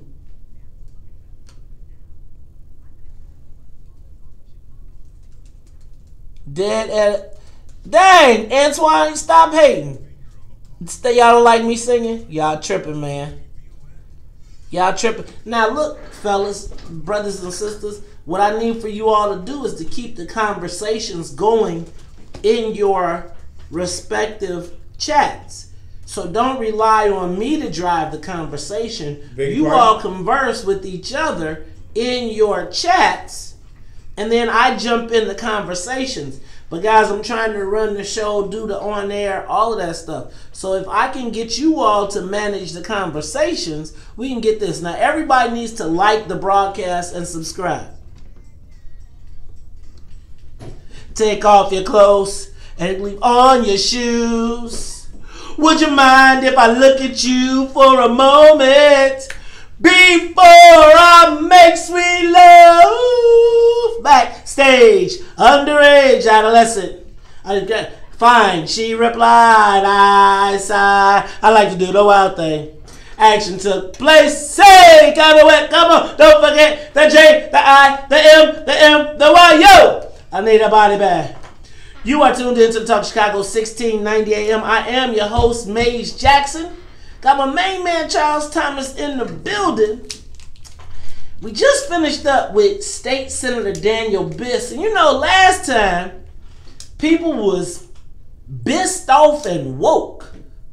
This time, I was kind of a snoozer for me, Charles. Seems like he's receded into a sunken place and back to the party. I totally disagree. Go ahead, Charles, disagree. And I think all of the candidates here now are in reassess mode. They don't really know what to do with this new thing where they actually are going to have a budget. And I think a lot of the Democratic candidates are very worried about whether or not this was enough to get them through the next budget. He just said it wasn't. Right. And I think he was expressing that whole sobering aspect of this. The next budget will be the one that will determine the outcome of the election. They all know that, and they're worried about whether or not they've solved enough of the problem to deal with what they're going to have to deal with as candidates. This is serious stuff here, because when Madigan made this move to do this half-ass budget, Whoa! Well, no, that's what it is. See, I think it was, but Charles wasn't just. They did not address the pension issue. They did not address the $15 billion. Remember, I told you yesterday they wasn't going to pay people back. Backlogs. So they've got a serious problem. They're going to go into the election saying they raised your taxes, and they didn't accomplish anything.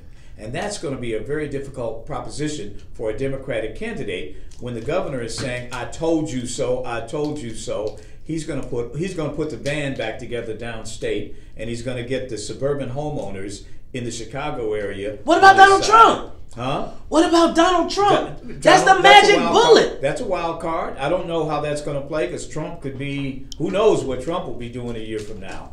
But they're just looking at it in the state situation. And Rauner may have won politically here because he's going to be the anti-tax candidate. Hey, you know what, Charles? It's so funny to me because as a Democrat, I watch, and you watch this stuff play out and you say, oh, he's a bad guy. But then when you just watch it as like a neutral citizen, here you hear this guy, hey man, who cares what Wall Street thinks? These people need to stop worrying about Wall Street and worry about you. I'm telling you, man, I feel like, in this, because, in Illinois politics, it's all this menagerie, it's this trickery.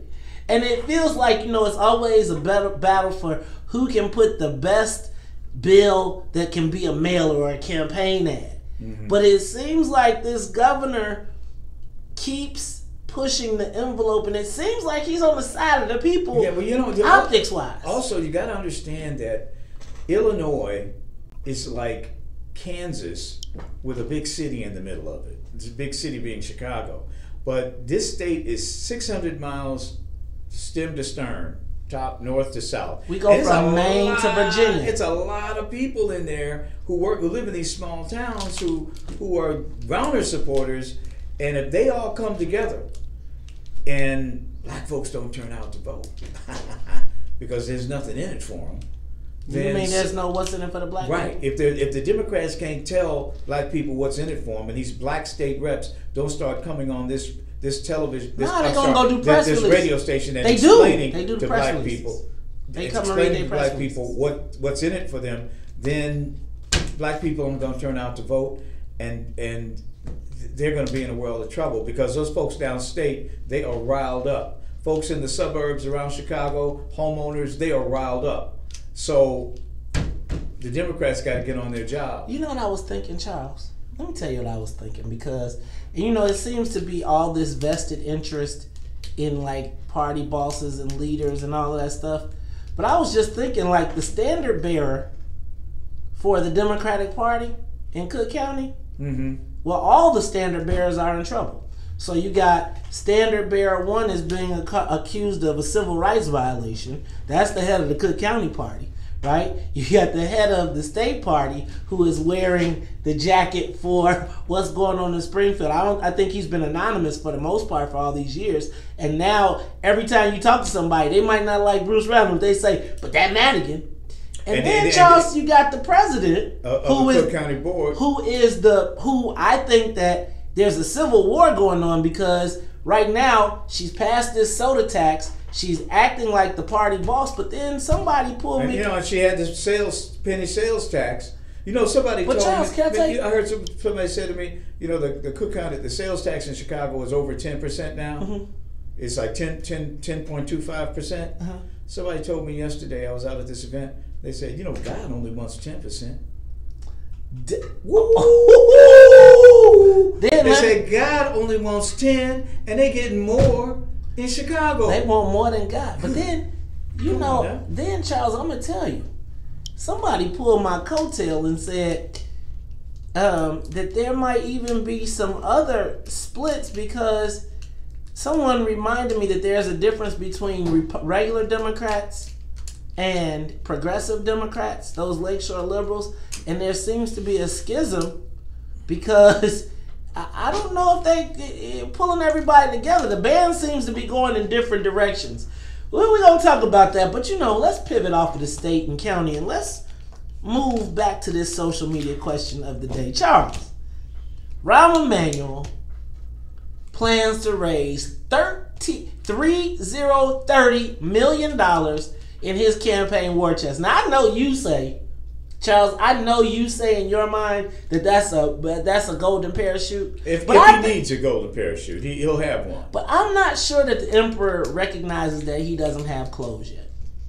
Because he, I don't know. I think he does. You think he recognizes? Now, why would he write that letter to New York, man? Yeah, but you know, I think he doesn't have any clothes in the black community right now, because that's why he's refusing to let the feds take any role in this police reform business. Well, you had said that he was going to pivot to, you know, like the police and all that, but then you pointed out the story that Gary McCarthy. Yeah. there's a Gary McCarthy for Mayor website and buttons. And he says he's mulling the possibility of running for mayor. Now, you know, if Gary McCarthy ran for mayor, Rahm Emanuel might be in a position where he can't even get into a runoff if Gary McCarthy ran. Because Gary McCarthy, I think, has a natural appeal to some of the moderate and conservative elements in the city. And Rahm is kind of like, in his police move, seems to be trying to court that vote. And Gary McCarthy, I mean, you know, Gary McCarthy, he got fired, or, you know, he took a fall. And a lot of people in Chicago don't like that. A lot of people like when you, especially for shooting a black person. Let's go to the live lines, because we had a bunch going on. Sean, you're on the top of Chicago. Guys, for bringing everything to the table, forefront. Charles Mays, I really listen to you guys every day, and I just want to say thank you from the bottom of my heart. And you're welcome. Thank you. Second of all, Charles, you hit it right on the head about everything that's going on. I was getting on there. It's no compassion. It's basically like, okay, we just going to do this to satisfy these folks. We just going to do this so we can go home. We don't have to worry about anything. And my thing is, if you be aggressive with everything like you're supposed to be aggressive with life, why not you not doing anything? He didn't even speak about Madigan. He turned the table and said, oh, yeah, but it seemed like, Madigan is almost like, untouchable. Nobody want to touch with. Nobody want to talk about him. Nobody want to say anything. If you say something, we gonna chop your foot off. You better say don't say nothing about him. Don't say Sean, that's crazy. Hey, Sean, that's real. Sean, that is Sean. When I tell you how real that is, brother, I was sitting at a table with some of the most powerful black people in the city of Chicago. That name came up, and I promise you, out of the 10 people at the table, only 3 stayed. I mean, it was like, we cannot have no reports and nobody. I don't want no trouble. No trouble, boss. No trouble. Ladies and gentlemen, you are tuned in to the Talk Chicago 1690 AM. We're talking all things politics. Jay, Robert, we'll get your calls when we come back. You are listening to the Talk Chicago. Up next, traffic and weather. More of the morning show with Mace Jackson coming up on the Talk of Sean, was that you, Sean Rise? Was that you, Sean Rise, on the call? Now look, y'all. Martian! What's up, Marcelina? How are you? Welcome to town. How are you? All right.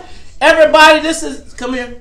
This is Marcy. Marcy is a Maze Jack original. In case you know, she runs the Mom Squad in the Quad Cities. But you probably don't recognize this is actually a Chicago hip hop legend. She helped put together the Great Day in Chicago, the hip hop barbecue. So, wanted to say what's up to Marcy. She's in town from Iowa taking care of the babies, and she wanted to stop by. She's also a member of the Lion's Den. You can go introduce yourself to Charles Thomas. Hello there. Hello, Marcy. Nice meeting you. To finally meet you. All the way from where? Iowa. Well, what part? It's just north of the Quad Cities. Yeah, I love Iowa. So when I would go like there for the caucuses, Mm-hmm. I remember the first time I went to Iowa, and I was interviewing this guy, and he says, "Where are you staying in town?" I said, "Whatever hotel in Des Moines." He said, "Well, come on out to the house and have dinner." And I said, "Well, I'm thinking, this guy, what's his scam? They're just real. They're nice people, Yeah. You're very blessed to live in Iowa. Yeah. Do you feel that way? Yeah, it's a really nice area where we're at. So it's a real world. Where I come from, everybody's, what are you trying to get over on me? I could always take me 2 days when I go to Iowa to wind down, get out of Chicago mode. Dan Lee is on the line to come and tell us about. Guys, what's the answer? Move! Marcy moved to Iowa. You Moved to Iowa? She moved to From where? Iowa. From Chicago. From Chicago? Yeah, so you know what I'm talking about then, right? Yeah, like You know exactly what I'm talking all the way about. around and came The back whole to the Midwest. change in Iowa. life attitude. Man, big difference. Charles got that Iowa low voice. I could do Physicality move in place. I could physicality move in place, that low voice. Yeah, you know that. Man, good karma, you don't like me singing? Y'all didn't like my raps? Y'all haters, man. Y'all just stop hating. I'm telling you, if it wasn't for radio, I was going to go have a rap career. Have you all taken a moment and shared the broadcast? No, seriously, have you shared the broadcast? Marcy, where's your phone? Are you sharing the broadcast? I haven't this morning because I was driving. So why didn't you listen to us on the ride? You should just plugged it in and listen to us through the earphone. We don't. The babies don't get a vote when in the car. She was asleep anyway. Oh. So what is she? Where's she? Where's Dance at? We'll be in Schaumburg at the Hyatt. Oh, okay. Out there. Is that where she's at now? No, she's over at her aunt's house, Oh. right over on 80 or 90. No, I'm not. You on the camera?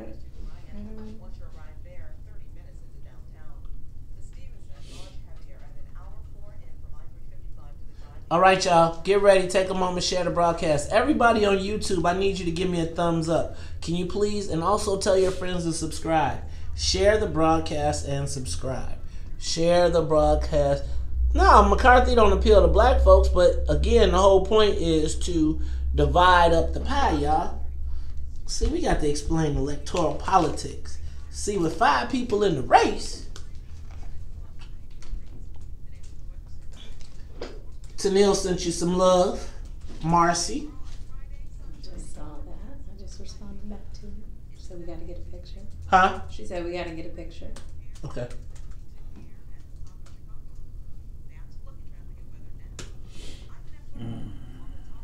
Yes, you can, Antoine. Share it. Go underneath the broadcast, and there's a string. Hit share. Hit it on. Tweet it.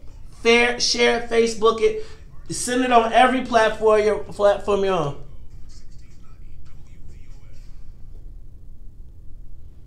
Yep, that's it, Nate. That's the only word I know.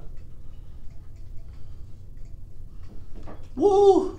What up, kid? I know shit is rough doing your bid. When the cops came, you should have slid through my clip. Commissary. The shove. One love. One love. One love. One love. One love. You don't know nothing about no Nas. One love. One love. You don't remember this? When it was like, what up, kid? I know shit is rough doing your bid. When the cops came, you should have slid through your crib. Plus, congratulations. I heard you look like real strong.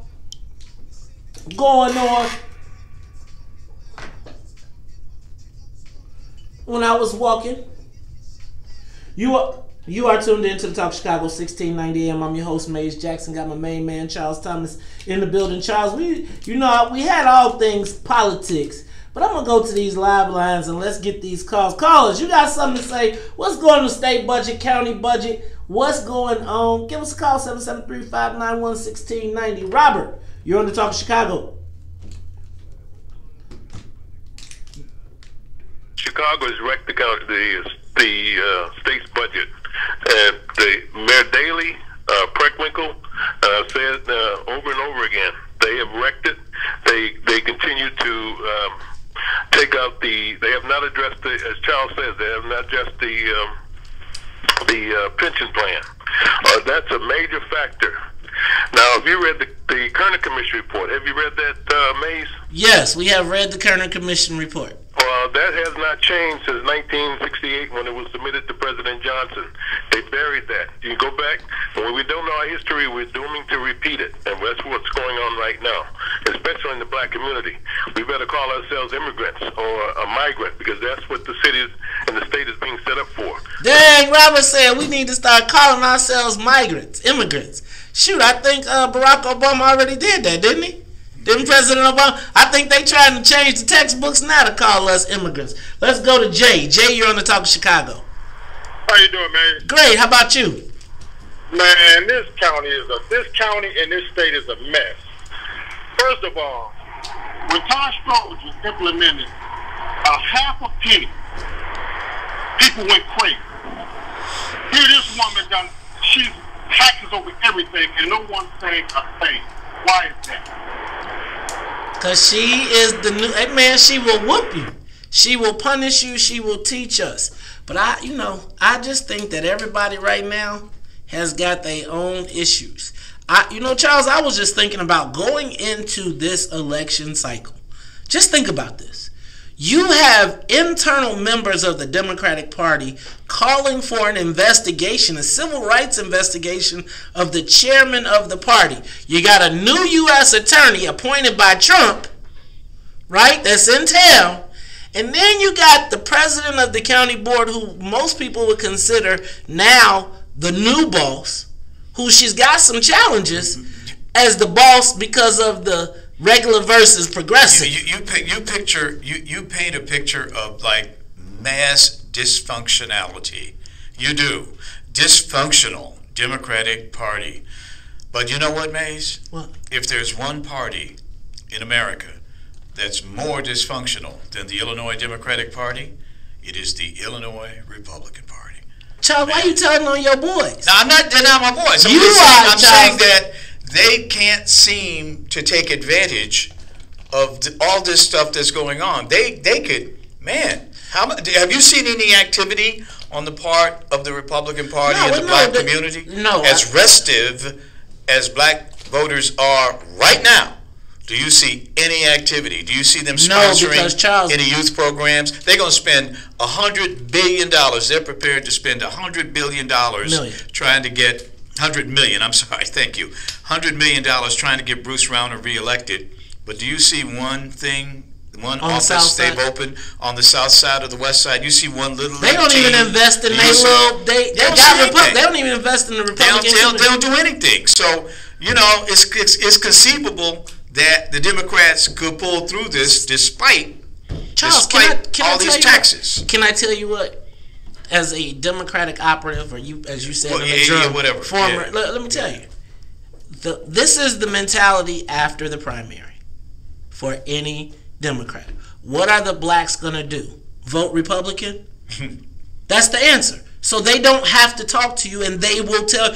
Charles, the most shocking moment in my political career as a political operative was hearing out of Pat Quinn's mouth, what are the blacks gonna do? Vote Republican? I was like, Governor, we gotta do this because we gotta turn out the black vote. And it was like, I was the superstar during the primary. Yeah. Primary, after the primary, that's when I got cool with you. And they sent you back to the field. Back to the field. Pick that cotton. Cotton. You know what? Look, you know what? In the Democratic process, the field is, you are now the field, literally the field. You become the field director again, right? You get to be the field director. Let's take one more call. Feel like the field director. Let's take my boy Dan's call. Dan, come on, give me a lecture, man. Good morning, gentlemen. Good morning. We could go back and forth with these personalities. We can accuse the ex-president of altering the textbooks, even though he had nothing to do with it. We can also talk about Madigan. We can talk about Rauner and all that. But there are real-world examples of things that people, other states have done to correct their budgets, like Kansas. I think Charles mentioned Kansas a few minutes ago. Kansas had a surplus. They went into this Rauner mode and did all the things that the Republicans wanted to do, and now they have a deep deficit and they're almost bankrupt.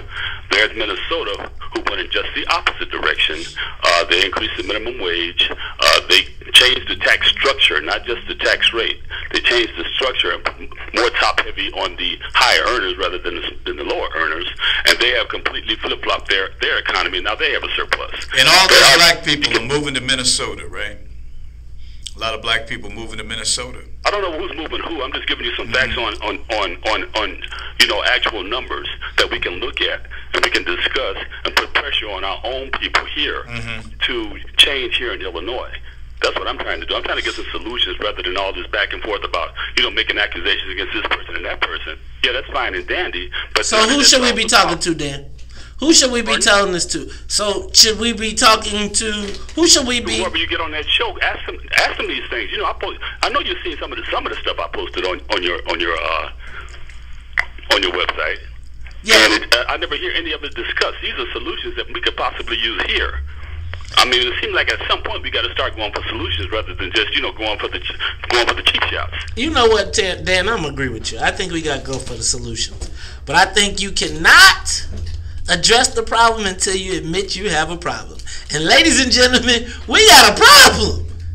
The people that have been elected to represent us forgot about us, and now they are taking the wheel of the party. And so right now they're wearing a jacket. Yeah, Minnesota, I think. Black people are moving to Minnesota. Minnesota and Kansas Kansas is an example of how straight trickle down doesn't work. Ladies and gentlemen, that without a doubt. But you got to point out the fact that a little bit of this, a little bit of that. Ladies and That's gentlemen, the answer. you are tuned into the Talk Chicago. We got to go to break. When we come back, Eric Roberson. You know him, internet superstar and musician. News, traffic, and weather is next.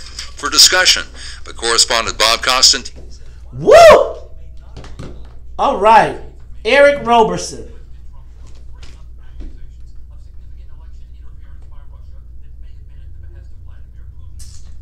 All right, ladies and gentlemen. So, for those of you all, we're going to come back to politics. We need to come back to it after this Eric Roberson interview. So, black people are moving to Minnesota, though, Charles. You know why? It's got a ripe opioid market.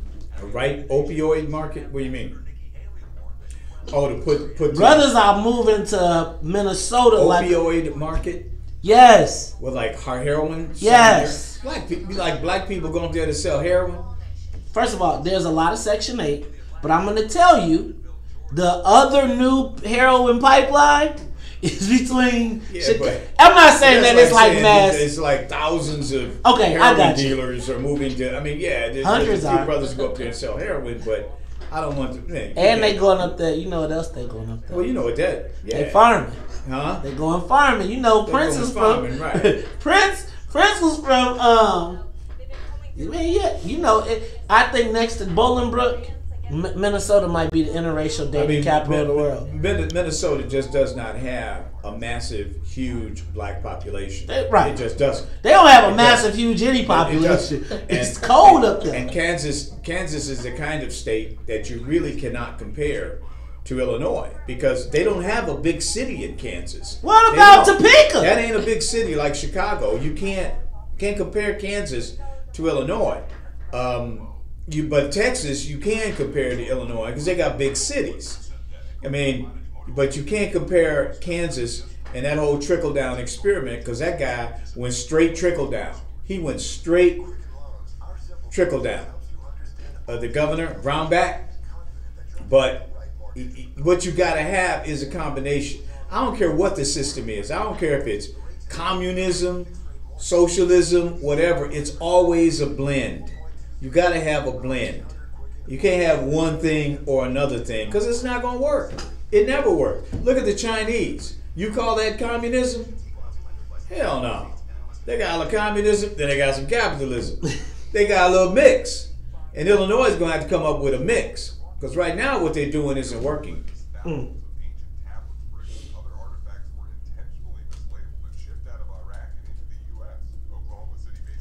Nobody knows who meddled in the election. Wait. All right, y'all. Who's tuned in on Facebook Live? All right, let's back up. What's up, Joel? What up, Tamika? What up, Tennille? What up, Daryl? What up, Gerard? What's up, brother? Appreciate you. What up, May Jules? What up, Sheldon? All the way from the Brook. What up, Diane Scott? What up, Chima? Happy belated birthday, man. Keep the fight alive, brother. Keep the fight alive. Y'all know Chima was born on the 4th of July. I was like, was that African Independence Day? You would think Chima would be born on... You know Chima, man. You see Chima be hitting them drums, boy. Chima be like... Speaking of that... Yankee Doodle Dandy. Charles, you know what, though? I forgot about that. You know what? When we was talking about the drum, you should get... You know, Chima has a traditional drum team. Like, really? He's off the chain with it, bro. They got, like... They do the whole... Daishiki. They wear the lion cloth. You know, with the we should have had. See, and he wouldn't even have blonde dreadlocks, Charles. How we gonna have blonde dreadlocks? Man, you couldn't see no blonde dreadlocks. We covered that very well. I had to do what I had to do because I didn't get no help. I got in a situation. You had a situation. Situational alert. Situational alert. I got through it. Yeah. I got a condo in my pocket. Taste of WVON. Mars, how long was your ride? About 2.5 hours. And so how long do you have to, so what's your game plan? I don't have one today. Oh. Good, okay. Kraus? Did I? No, hell no. Carrie cracks up because she said she don't know nothing about the bishop, except the part when she watch us and we be like, hell no, hell no. Some preachers ain't. Boy, that's a good one, man. You ever heard some preachers? Charles, do you listen to blues? Huh? Do you listen to the blues? I buy blues. I got a blues collection, man. Like, so do you sit at the house and... Yes, indeed. And just turn on... hell yeah. You know what? Al King is my favorite. I like Albert King, man. I'm an Albert King, man. You know what? Oh, we're not back yet. You know, I feel like listening to music had almost become a lost art for me because it's like I'm always moving, whatever. And then when I sit down, I want to watch TV, or, my instinct is to watch TV. But here lately I've been, like, I done made some crazy playlists, and then Pandora's been great, and I just been like, then the next thing you know, you done spent the whole day just listening to music, like, just straight. I know my kids be like, oh my God, because I sing every song on Pandora. Like, I know every 80s R&B and every 80s. Like, if you was a singing group in the 80s and 90s, oh, I know your song. I know. I can do that in the 60s and 70s. I see, man. That's when you be picking out them what you call them peoples? What was not the Dells, but who that? You be picking up, man, that was the two left feet from the west side of Chicago. That's right, man. Hey, man, that guy right there, you don't know they had that song. Man, the 60s, man, with the Temptations. Man, we knew all them songs. But your parents played those songs, didn't they? From the 60s. I'm going to tell you, yeah, I know a lot of B.B. King because my mama's...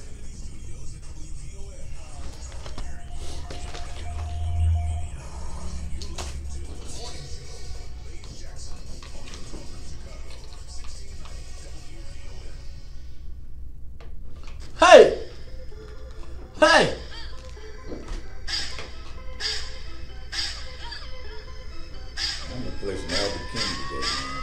Let your booty do it.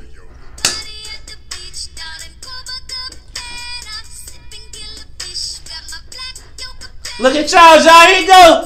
There you go, y'all.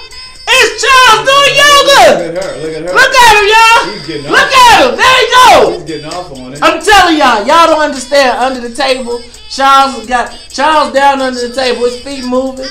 He back there like he doing lower body yoga right now. You just can't see it. See, that's that. He on the master level. It's like when you can make everything move under the table without moving your body. See, he at the master level. Right now, you can't tell. I am doing yoga. Look, but you can't even tell. I'm yogaed out. Look, right now, my legs are twisted up. Baby, bend over. Let you see you do the yoga. Baby, bend over.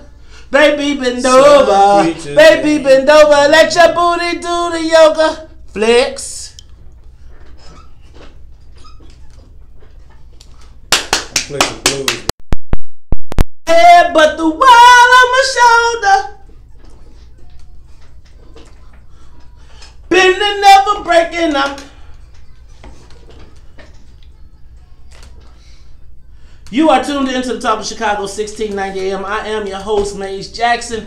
And at 8 o'clock, when you hear that song, then that lets you know that Charles Thomas is a master yogi, and under the table he is doing yogi while he is looking at us with a placid, with a not a placid, not placid either, with a blank stare, and we think he is not doing yoga, but he can't help it. And I'm telling you, I saw Charles walking down the street the other day, and he was doing his yoga dance, and he had his headphones on, bopping. And I was like, Charles, I got something for you at 8:30, man. You got something for me at 8:30? Well, I got something for us now. You know, Charles, you know, a few years ago, I had there was some young ladies, and they were excited. They were screaming. They were fired up. They were telling me, I'm going to this concert. I'm going to a concert. And I was like, ooh, who is it? Is it Jay? Is it Jodeci reunion? What is going on? Who is this that they were so excited about? And they said, Eric Roberson. And I said, what? Who? And they said, Eric Roberson. So Charles, I jumped in the car with the young ladies, and I went to the concert. And to be honest with you, I had not heard of the brother. And then I walk into the concert, it's people everywhere, they're screaming, it's women, the whole place is packed. And I'm like, I had no clue. Okay, Mr. Jackson, let's hear some Eric Roberson so that we know what you're talking about. Turn that up for me.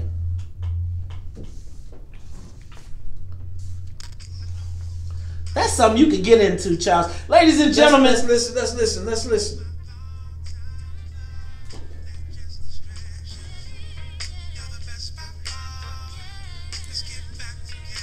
Yeah, I can get into that. What? Yeah, definitely. Uncle Charles, you can get into that? Yes, definitely. Ladies, this brother got some musical talent. The man, I'm going to tell you what, I've come to learn that the man is a musical genius.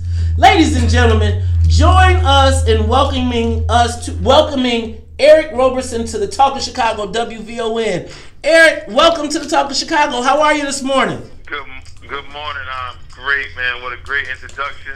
How y'all doing this morning? Man, we're doing good, man. Good. Eric, now should that be well? Well, first of all, brother, let me commend you on your success, and then let me scold you just a little bit. The next time you come to Chicago, my brother, you have got to stop by WVON. Now, we're not a music station, but we always like to have the conversation. And brother, your story is very, very, very interesting. You have, I like to think of you as Chance the Rapper before Chance the Rapper, actually. Because, Chance experienced this level of internet success that we're hearing raved about. But brother, you were, in my mind, one of the very first people to do it. Talk to us about your success and how you've used the internet and online to build this awesome fan base. Well, first and foremost, I appreciate you having me on here. Next time I'm in Chicago, I would definitely stop through. I'm a conversationist myself, so I look forward to good talk. I've been in the business for a long time. I'm 43. I started in the business at 19 when I got signed to Warner Brothers while I was in college. And I kind of worked on the outside in. I kind of got in as a songwriter and a producer after a while, and had a good amount of success for that. And got signed and dropped so many times that I kind of lost interest in going that route where most people go.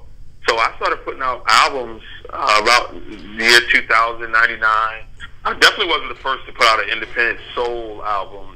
There's a group named Fertile Ground. And at the same time, I remember most the artists that you see today, from Lettucey to Guapale, Dwele, even Kim, were all independent artists.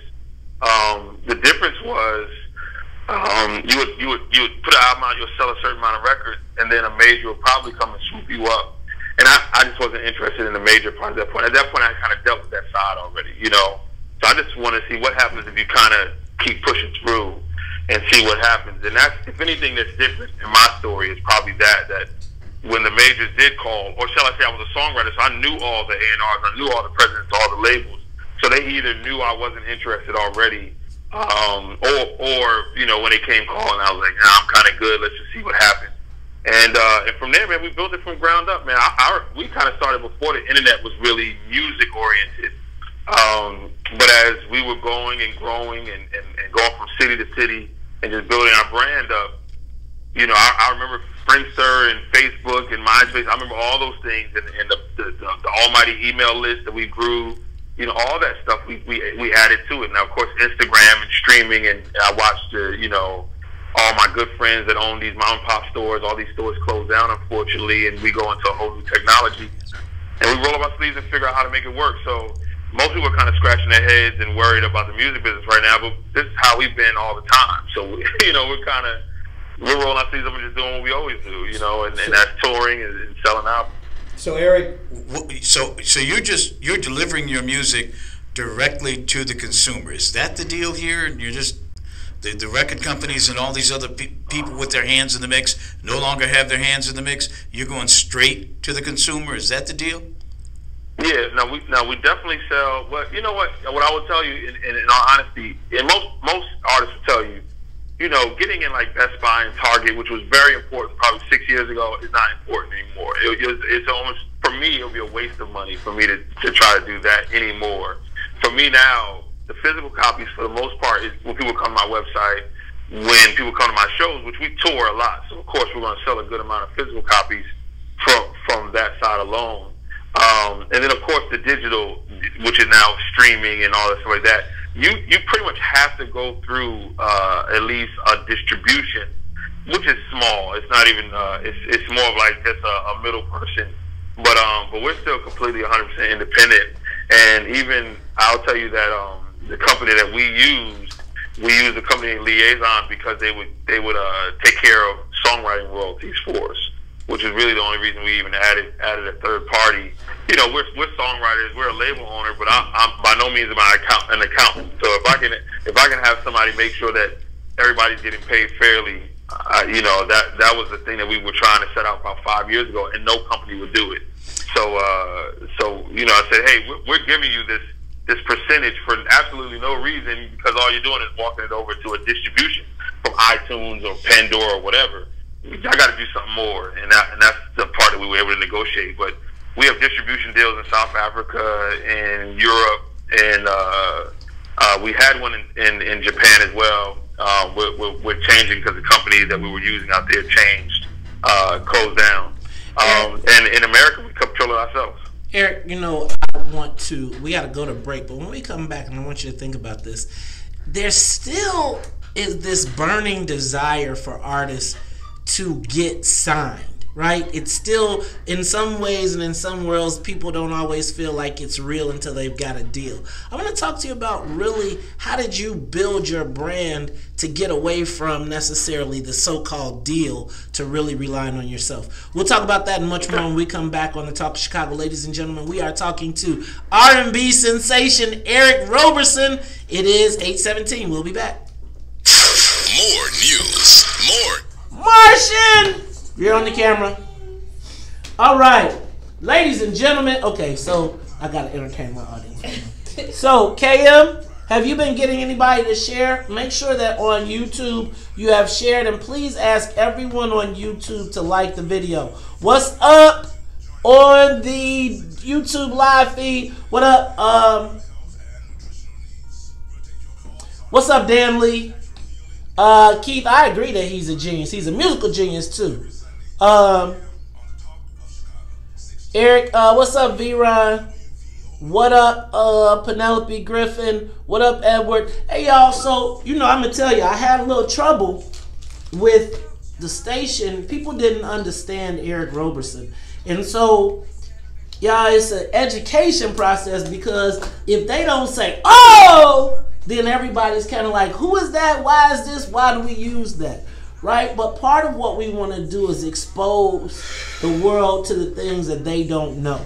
So, in the case of an Eric Roberson, I need you all not to just give me feedback, but you need to go to WVON, go to the WVON Facebook page and let them know that that's relevant. Because oftentimes, when we're bringing people to the table, they're like, who? Think about this. They didn't want to do Scarface. They didn't want to do Uncle Luke.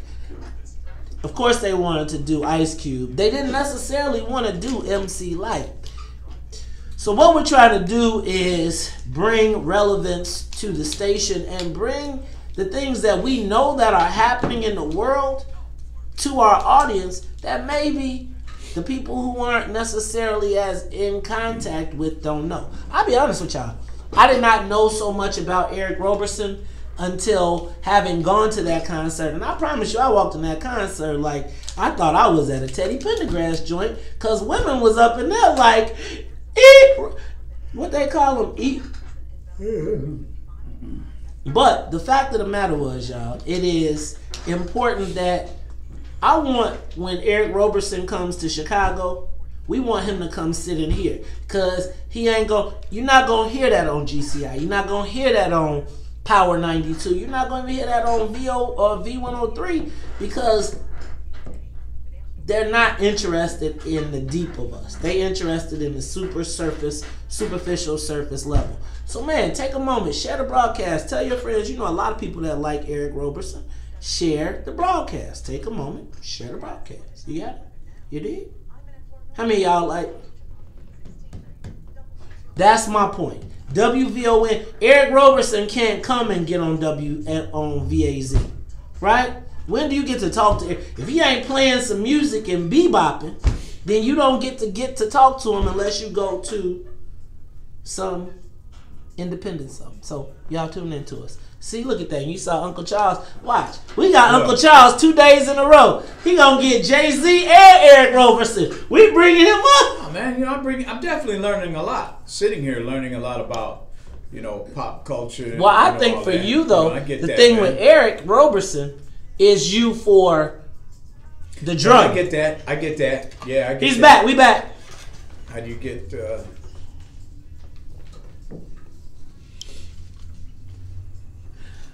Ladies and gentlemen, you are tuned in to the Talk Chicago 1690 AM. I am your host, Mace Jackson. My main man, Charles Thomas, in the building. We got one of our Lions Den members, Miss Marcelina Ordez, all the way from Iowa. Drove in all the way from Iowa to be in the Lions Den. But we also have independent recording artist Eric Roberson on the line. Now, brother, I'm going to tell you, my phone, when people thought you were going to be in the studio, so I had people texting me like, I heard Eric Roberson is going to be at the station tomorrow. You think I could come in? You think I could sit in through this? You have reached a level of popularity that is hard to understand when you do not have kind of that mainstream record deal. Now, we know the record industry has changed a lot over these years, but there is still, it seems to me, people chasing this concept of the record deal. Do you think they still need that? I tell people, you know, and I'm still part of the music business, even as a songwriter on the other side as well, that, you know, a record deal isn't the worst thing. And that's what you got to find what you want out of this. And for some people, a record deal would make sense, you know, but I would tell people not to wait for it. And that's the problem. A lot of people, I'm not putting no music out, I'm not doing anything, I'm not doing any shows till the record deal. And it's like, well, you have to also, the industry is different now. Like, they're going to sign you because you built a fan base, not they're going to sign you because you have a great song. They want you completely developed now. I would say early on, the biggest issue we had as an independent artist was showing people that the quality was the same. That was the main thing. Like, because it was independent, somehow it can't be of the same quality. Well, we were using the same mics, the same musicians, same producers in the same studios that we were doing all the other big songs for. It was the same stuff. It's just we were just distributing it on our own. And that was the main thing. Right now, I would say that to the fan now, it's just good music is good music. I don't know if there's enough, especially with streaming, that people know enough to know who's an independent artist and who's a signed artist. But for artists today, it's really, really different. You know, especially, I mean, you stop and think, most labels don't have a R&B department anymore. They don't have a black department anymore. It's all just pop or hip hop. So a person like myself, where would I go at a label? You know, you kind of have to know that. Like, just because you have a big song, they'll try to scoop up and try to take some of the popularity from that. But how is it going to be beneficial to you down the road? Eric, talk to me. So you, brother, and maybe I'm wrong, but you have this appearance of, let me not say appearance. when I listen to you, I think of a conscious brother, right? Like somebody that is aware. Maybe I'm wrong. Maybe I'm just taking the neo soul thing or whatever. But I have this sense of a brother that is culturally aware and is acutely aware of what's going on in the world today. Talk to me about the role that music now plays in the activism and this new awakening that I see is happening in the black community. Well, I appreciate that compliment, and also if you look at music, black music has been the soundtrack of the civil rights struggle, or shall I say the black struggle from the time the slave ships arrived. You know, whether it was African rituals to hymns, when unfortunately our ancestors were slaves picking cotton, they were singing. When Martin Luther King and all those organizations were marching, they were singing. We had artists who were writing songs about it. When America was going to war, we were singing about it. We were writing songs about it. And one thing about the mainstream industry is that I think that's frowned upon now. I think the main artists of today are a little worried that we can't speak about it. But today is even more reason why we have to address it. When you have 12-year-old kids getting shot by police because they're playing with toy guns, you gotta write a song about it to help soundtrack the movement or amplify the importance that the conversation has to happen for anything to get better. So we try to do it, whether it's in our shows, whether it's in our songs. Currently, we have a 3-part project called Earth, Wind, and Fire, and we're actually working on the one Fire album. And the Fire album is actually, dare I say, my What's Going On album. It's the album that we're attacking police brutality and racism and socialism and all kind of craziness, and the crazy president we have right now. So I mean, I think music is very, very important. Music changed my life. It made me a better person. Not just, it's how I pay my bills, but songs that I've heard in my life, I couldn't be the same person I was before I heard that song. And I know the power of music, so I try to write that song as well. When I heard a certain song, it spoke to me so direct that there was no way I could carry on doing the things I was doing before I heard that song. And hopefully hopefully that becomes contagious. Hopefully we all try to write that kind of song for people out there. Eric, let me ask you, do you think that have you heard 444? Yes, I heard it. Talk to me about this movement of consciousness. Do you think that that's going to change the industry at all? Do you think that our artists are starting to wake up?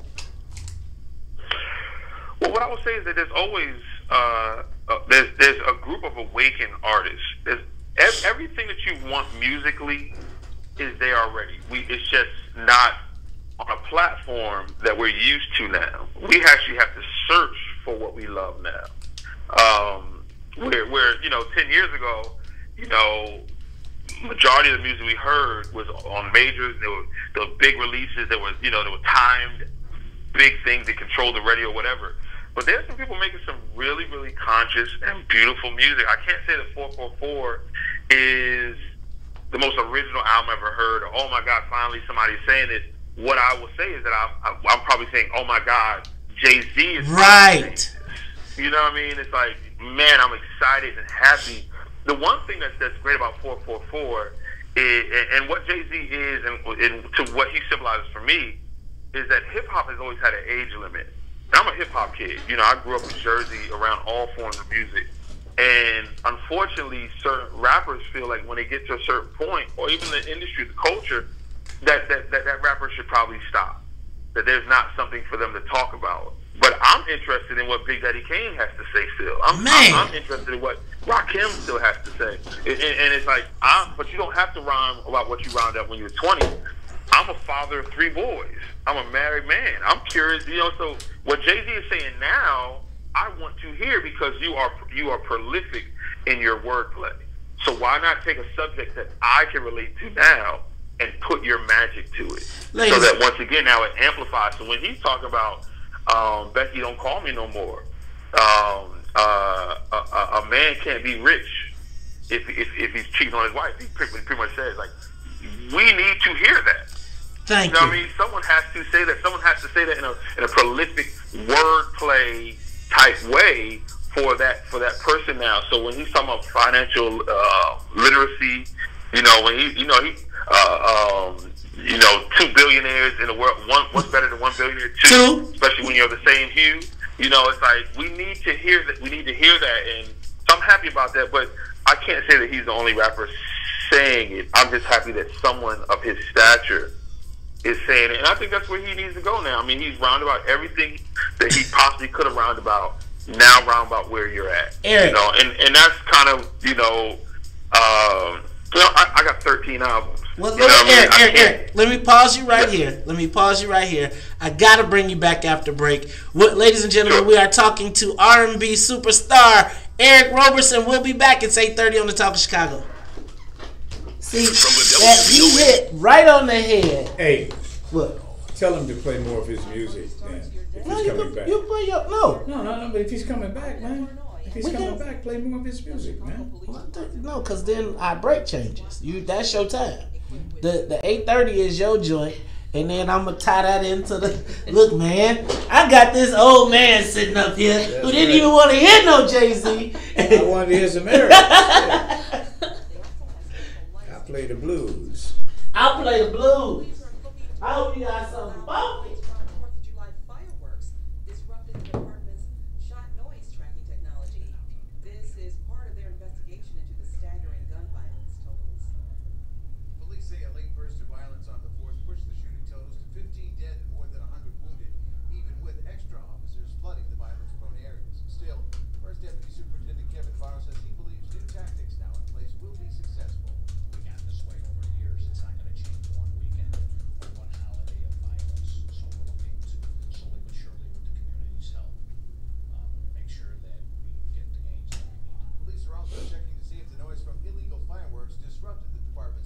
Hey, yeah, I'm still here.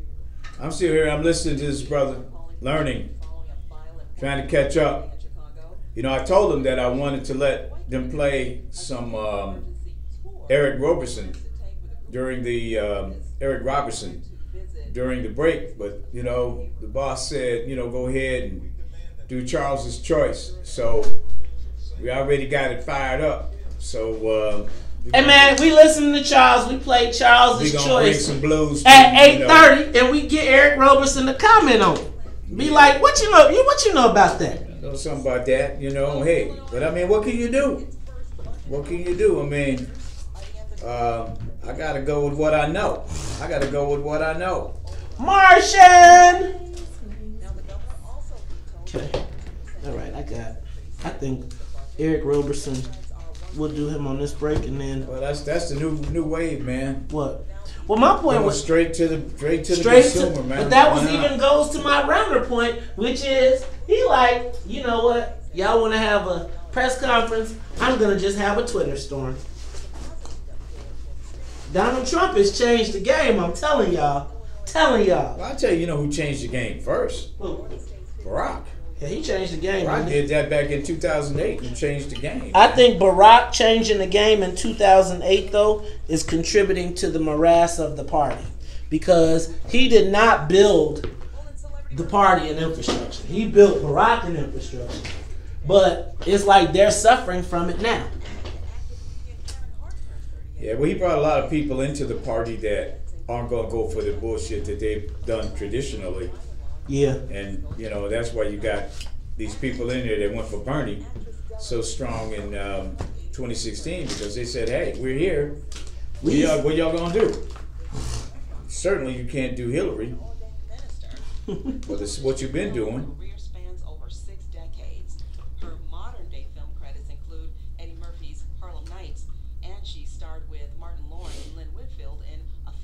Who? Welcome back to Look at Our News Now on 1690. Thin Line went Lynn Whitfield and she starred in WVON News Time, 8:33. Very small. We were talking about the Confederate flag, and I was just so surprised to learn, even in northern cities, there's people that have this affinity for the Confederate flag. I know exactly why they have them. Everything. I was Della Reese, and I thought she died. She good. She good. I shoot your pinky toe off.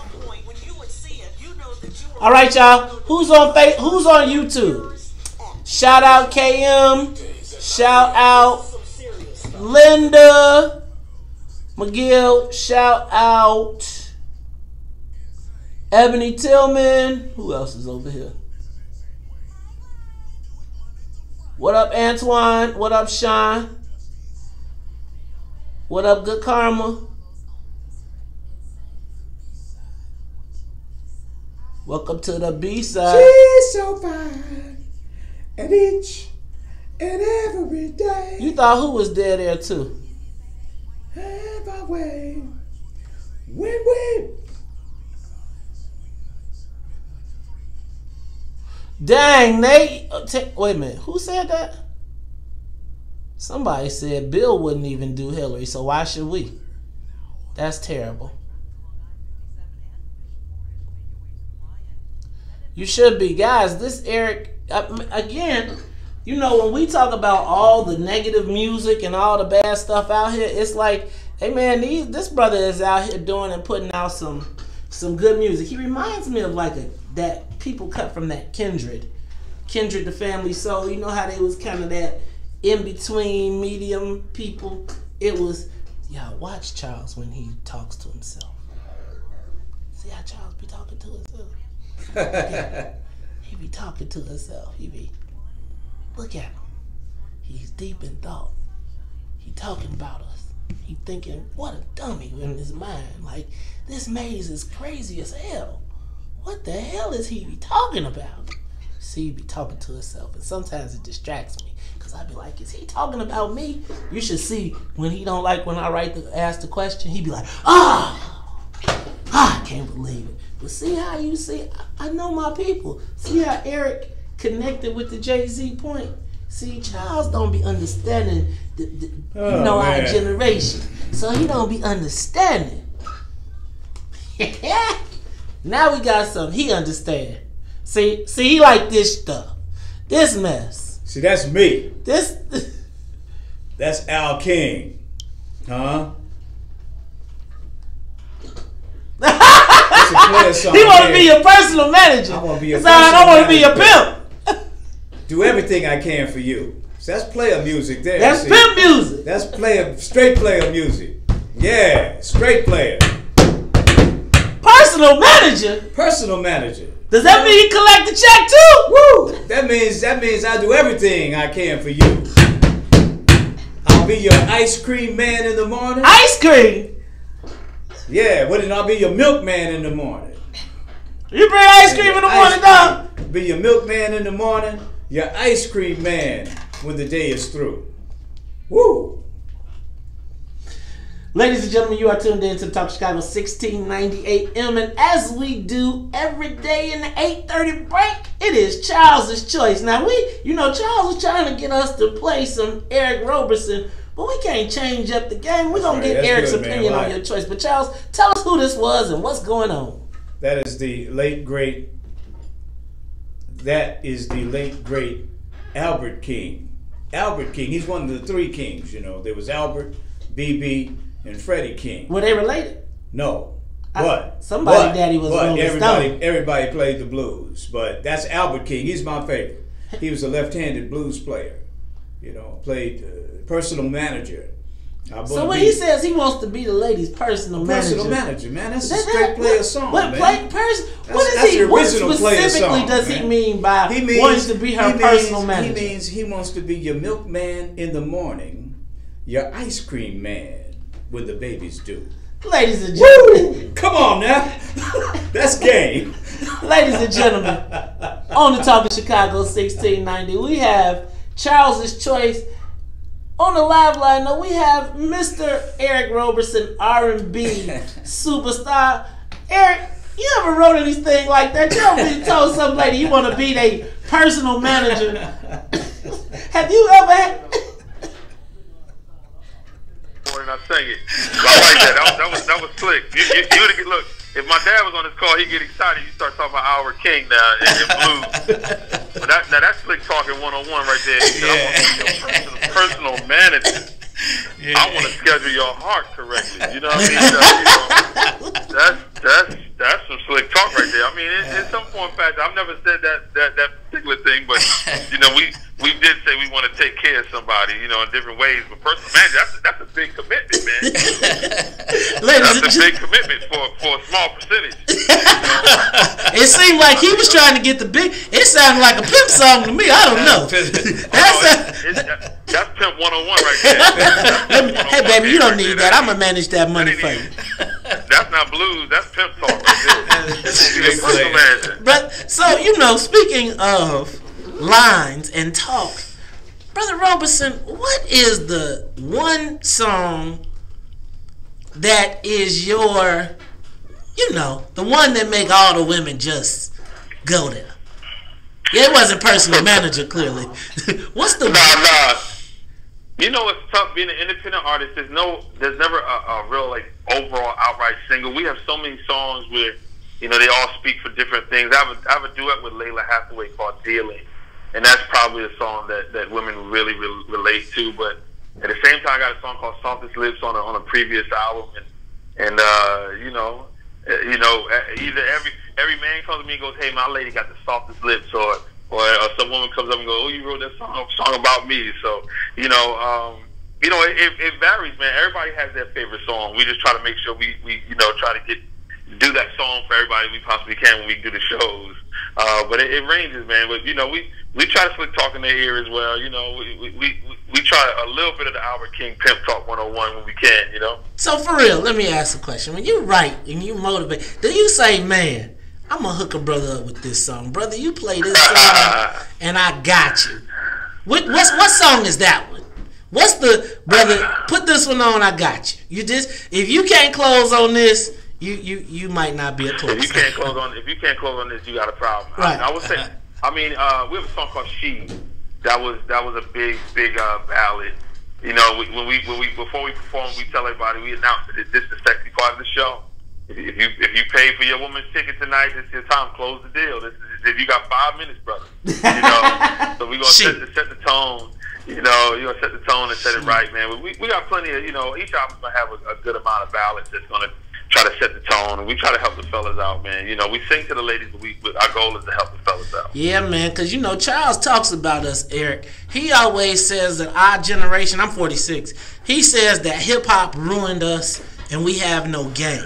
Y'all have no game. It didn't ruin you. Y'all just ain't got no game. That's all. No, Charles. Now, Eric, what you probably don't recognize, we got this thing going on in the studio. You know, he got on here, and Charles, he's not so big of a hip hop guy. Well, you just don't have any game. That's all. Eric, I would beg to differ. Having gone to an Eric Roberson concert, I think Eric's not hip hop. Eric got game. I listen to some of this stuff. This is game.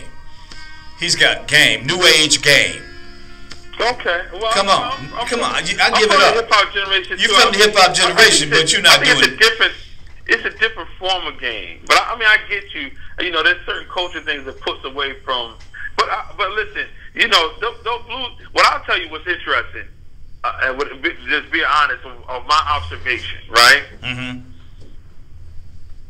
A pastor after he finished preaching, a blues brother after he finished singing, a rapper after he finished rapping, or a brother that gets off of work from his 9 to 5, we probably all are thinking the same thing when we walk off that stage or that pulpit or whatever. It's all still the same. I mean, in some form or fashion, there's even the good reverend.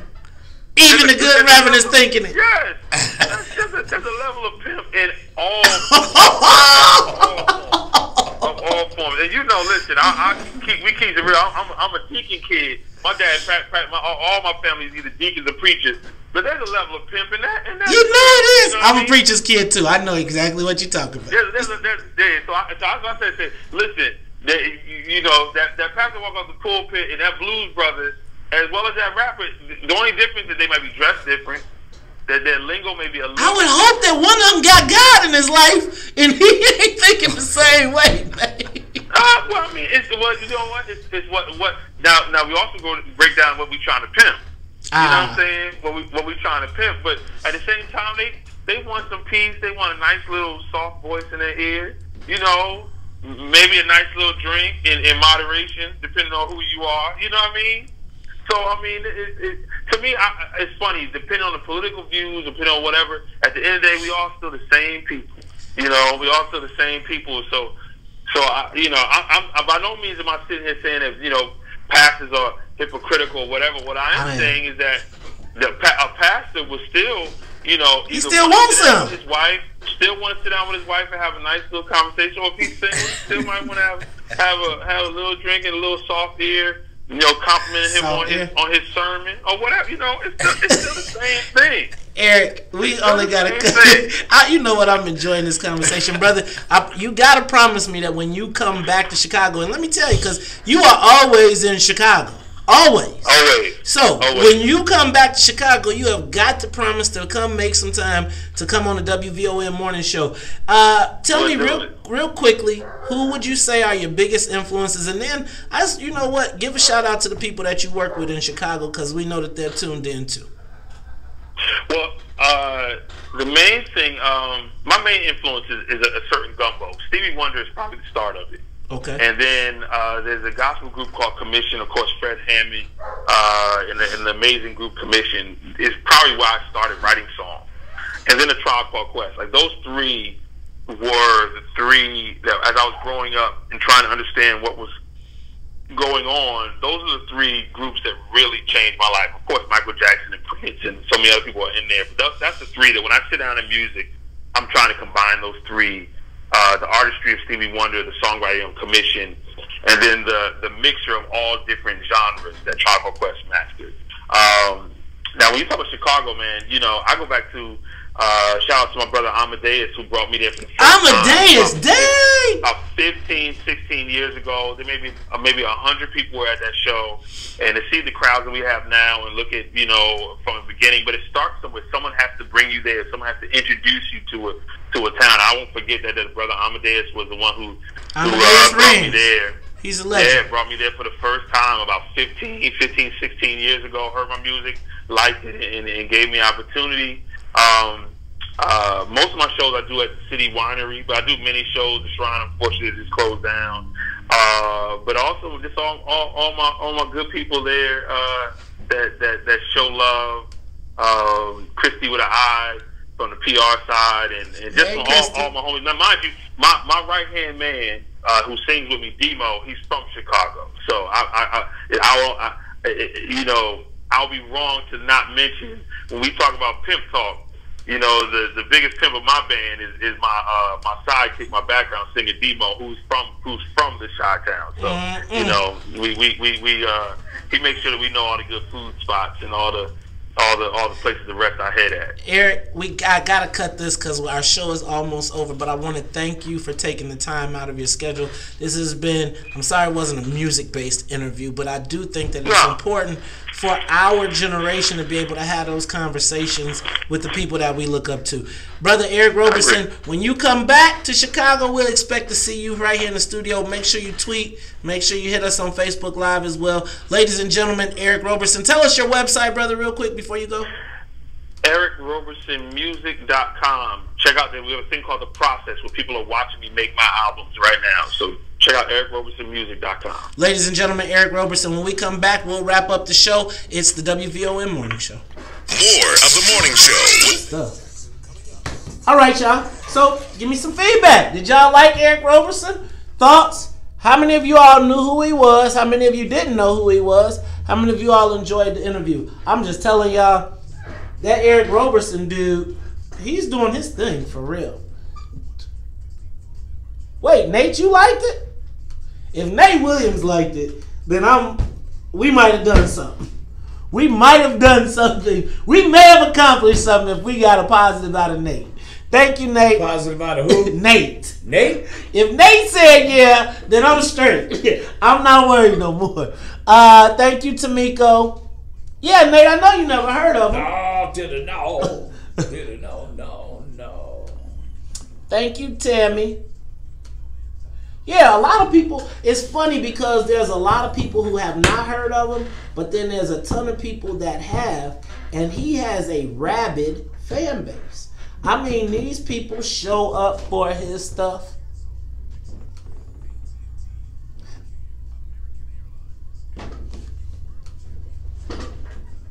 Thank you guys. I appreciate it. I appreciate it. Right. I just, you know, and if you didn't know, maybe you should check them out.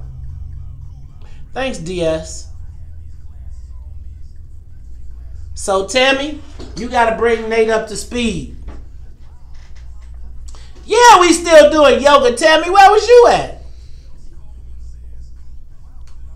Have y'all taken a moment to share the broadcast? Tammy, when you going to post all the pictures and show us when we going to have a Tammy's photo party? Do you say jealous of your jeans, girl? That's gang. You heard that one, Charles? You heard that one? Keith Harris said his best line was, "I'm jealous of your jeans, girl."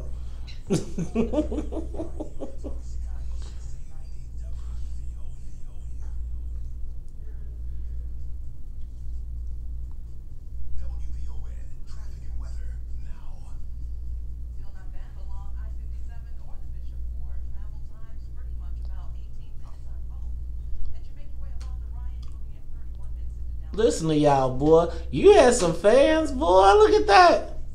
Their personal manager, though. That's the funniest thing I done heard. Personal manager. You had heard that song before, man. Personal manager. Man, that was I feel like I've used that line without knowing where it came from. I've said Be a personal because manager, what? Because shit. Twister says it. Let me be your personal manager, Twister baby. say that? Yeah. That's Al King, man. That was a B-side to Born on a Bad Sign. Remember that song? Born under a bad sign. I've been down since I began to crawl. If it wasn't for bad luck, I wouldn't have no luck at all. That was the B-side, Personal Manager. That was a hot record, man. Back on the Chitlin circuit. St. Louis, when I was growing up, man, Al King would come to town, he'd pack it. At Teresa's? Teresa's, man. Did you ever go to Teresa's? Man. Huh? Did you ever go to Teresa's?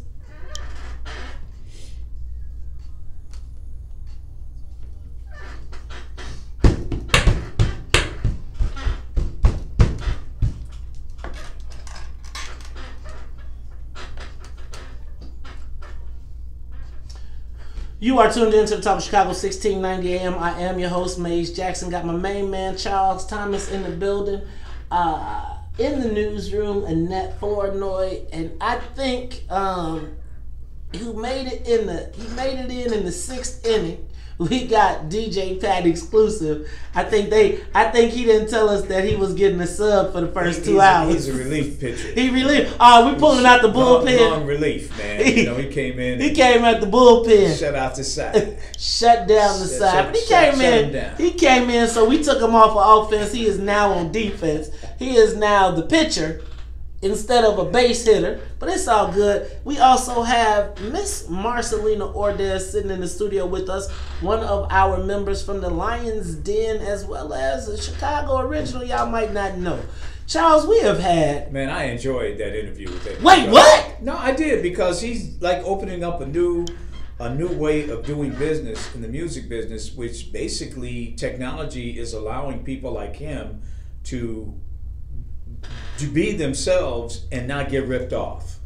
Not get ripped off by all these leeches that are in the music industry that we've read so much about over the years. Think about all the black artists over the years who were ripped off by these unscrupulous hangers-on and management types. And here this brother is going straight to the public with his music, apparently supporting himself, making money, and, you know, doing his art. And it's, you know, sometimes we get caught up in the art. I think that there were two things there that I thought was good. I thought one, it was, you know, I thought it was the pop culture part, which, you know, you're not a pop culture guy. I'm not a R&B neo soul guy. But I also think there's the part of, again, Charles, the conversation and the experiences, and how do we weave it into what is the black experience, right? You know, we talk about a lot of stuff. But how do we make it all interconnect? And it gets me to thinking about, you know, as I wanted Eric Roberson on for you, because I think of, as we talk about reconstituting the black community, that we're more than just murder, drugs, murder, bad things. How do we get the message directly to the people? We got to start a new black media in Chicago. I thought we stopped it. We have. It's called chicagodrum.com. It's a landing page out there, thechicagodrum.com. Remember the. And there's a landing page out there which basically is a preview of what we're going to do. But it's coming. And we have to develop a new media, go directly to the people and not depend on some other entity. Like, we can't depend on getting our black news from channel 7295 because it's been filtered and it's not pure. So I think it's important, Charles, right, that we start to really reshape how we communicate with our people, right? How black folks, we want to make sure you got a reliable source. So you're not going to get press releases. Right. You're going to get the conversation. And we're going to tell our own story from us. So story told about us, by us, as opposed to having someone else tell us that it's always Pookie and Ray Ray shot each other. I still got a question for you though, Charles. Rahm is trying to put $30 million in his campaign account. Is that enough? Man, do you realize, one thing I heard last week before the holiday break, I think Cliff Kelly had Lori Lightfoot, the police board chairman, on his show. The little lady, and she is talking like she's running for mayor. I mean, Cliff never asked her directly, "Are you running for mayor?" No, he never asked. I would have asked had I done the interview, but man, if it's, walks like a duck, quacks like a duck, looks like a duck, man, she appears to be running for mayor, man. Are we ready? She's Is Chicago ready? She's got a peculiar lot candidate. of places in. She got a lot of pieces in place. Now, I don't know how she would do economic development in the black community. I don't know how she would solve some of the fiscal problems at City Hall, but she's down on that Laquan McDonald case. She is counterpoint with Rahm Emanuel on that. And I think she could score some points up north. But $30 million can make a lot of people forget. Yeah, but I mean, I don't know. Well, that's what they say, but I want to see that happen. She can. She's a partner in one of the big law firms downtown, so she's sort of got that piece in place. She's a black woman. Does she connect with black women? I don't know. I mean, that depends. Like I said, she's got the Laquan McDonald piece in place, but I think a lot of other pieces she would have to let us. Like as our other mayor, I think I'm curious because we hold people to different standards. She doesn't feel very warm and fuzzy. Who, Lori? Yeah, Lightfoot? No, and the other problem she has is that she's been part of the police cover-up system for a long time. She was the former head of the Office of Professional Standards, which was the forerunner of the Independent Police Review Authority. A lot of people getting Jesus now, People remember that. So she was part of the problem back then. Now she's found Jesus now. Everybody reinventing themselves. You got to be black these days. I think a lot of people reinvented themselves after the Laquan McDonald situation. And if she can convince people that she's on the real in that area, okay, she's got one thing going for her. But then, again, she hasn't said anything about economic development in the black community, which I think is the #1 issue. And then she hasn't said anything about the city's fiscal problems, how she would go about fixing that. Because Rahm has failed. I mean, Rahm was going to make the schools He's going to make mincemeat out of us. Schools stronger, streets safer, stable finances. Has he done any of those? So I'm going to say this. I don't think he's done that. And Charles, we've also got today at 1:30 what could be D-Day. A budget, a tax hike. We still could be junk bond. And we heard from Senator Biss that this really wasn't the fix. We're going to spend more in income taxes more and get less in service cuts. So that's the plan. The plan is to spend us, charge us more for less. For less.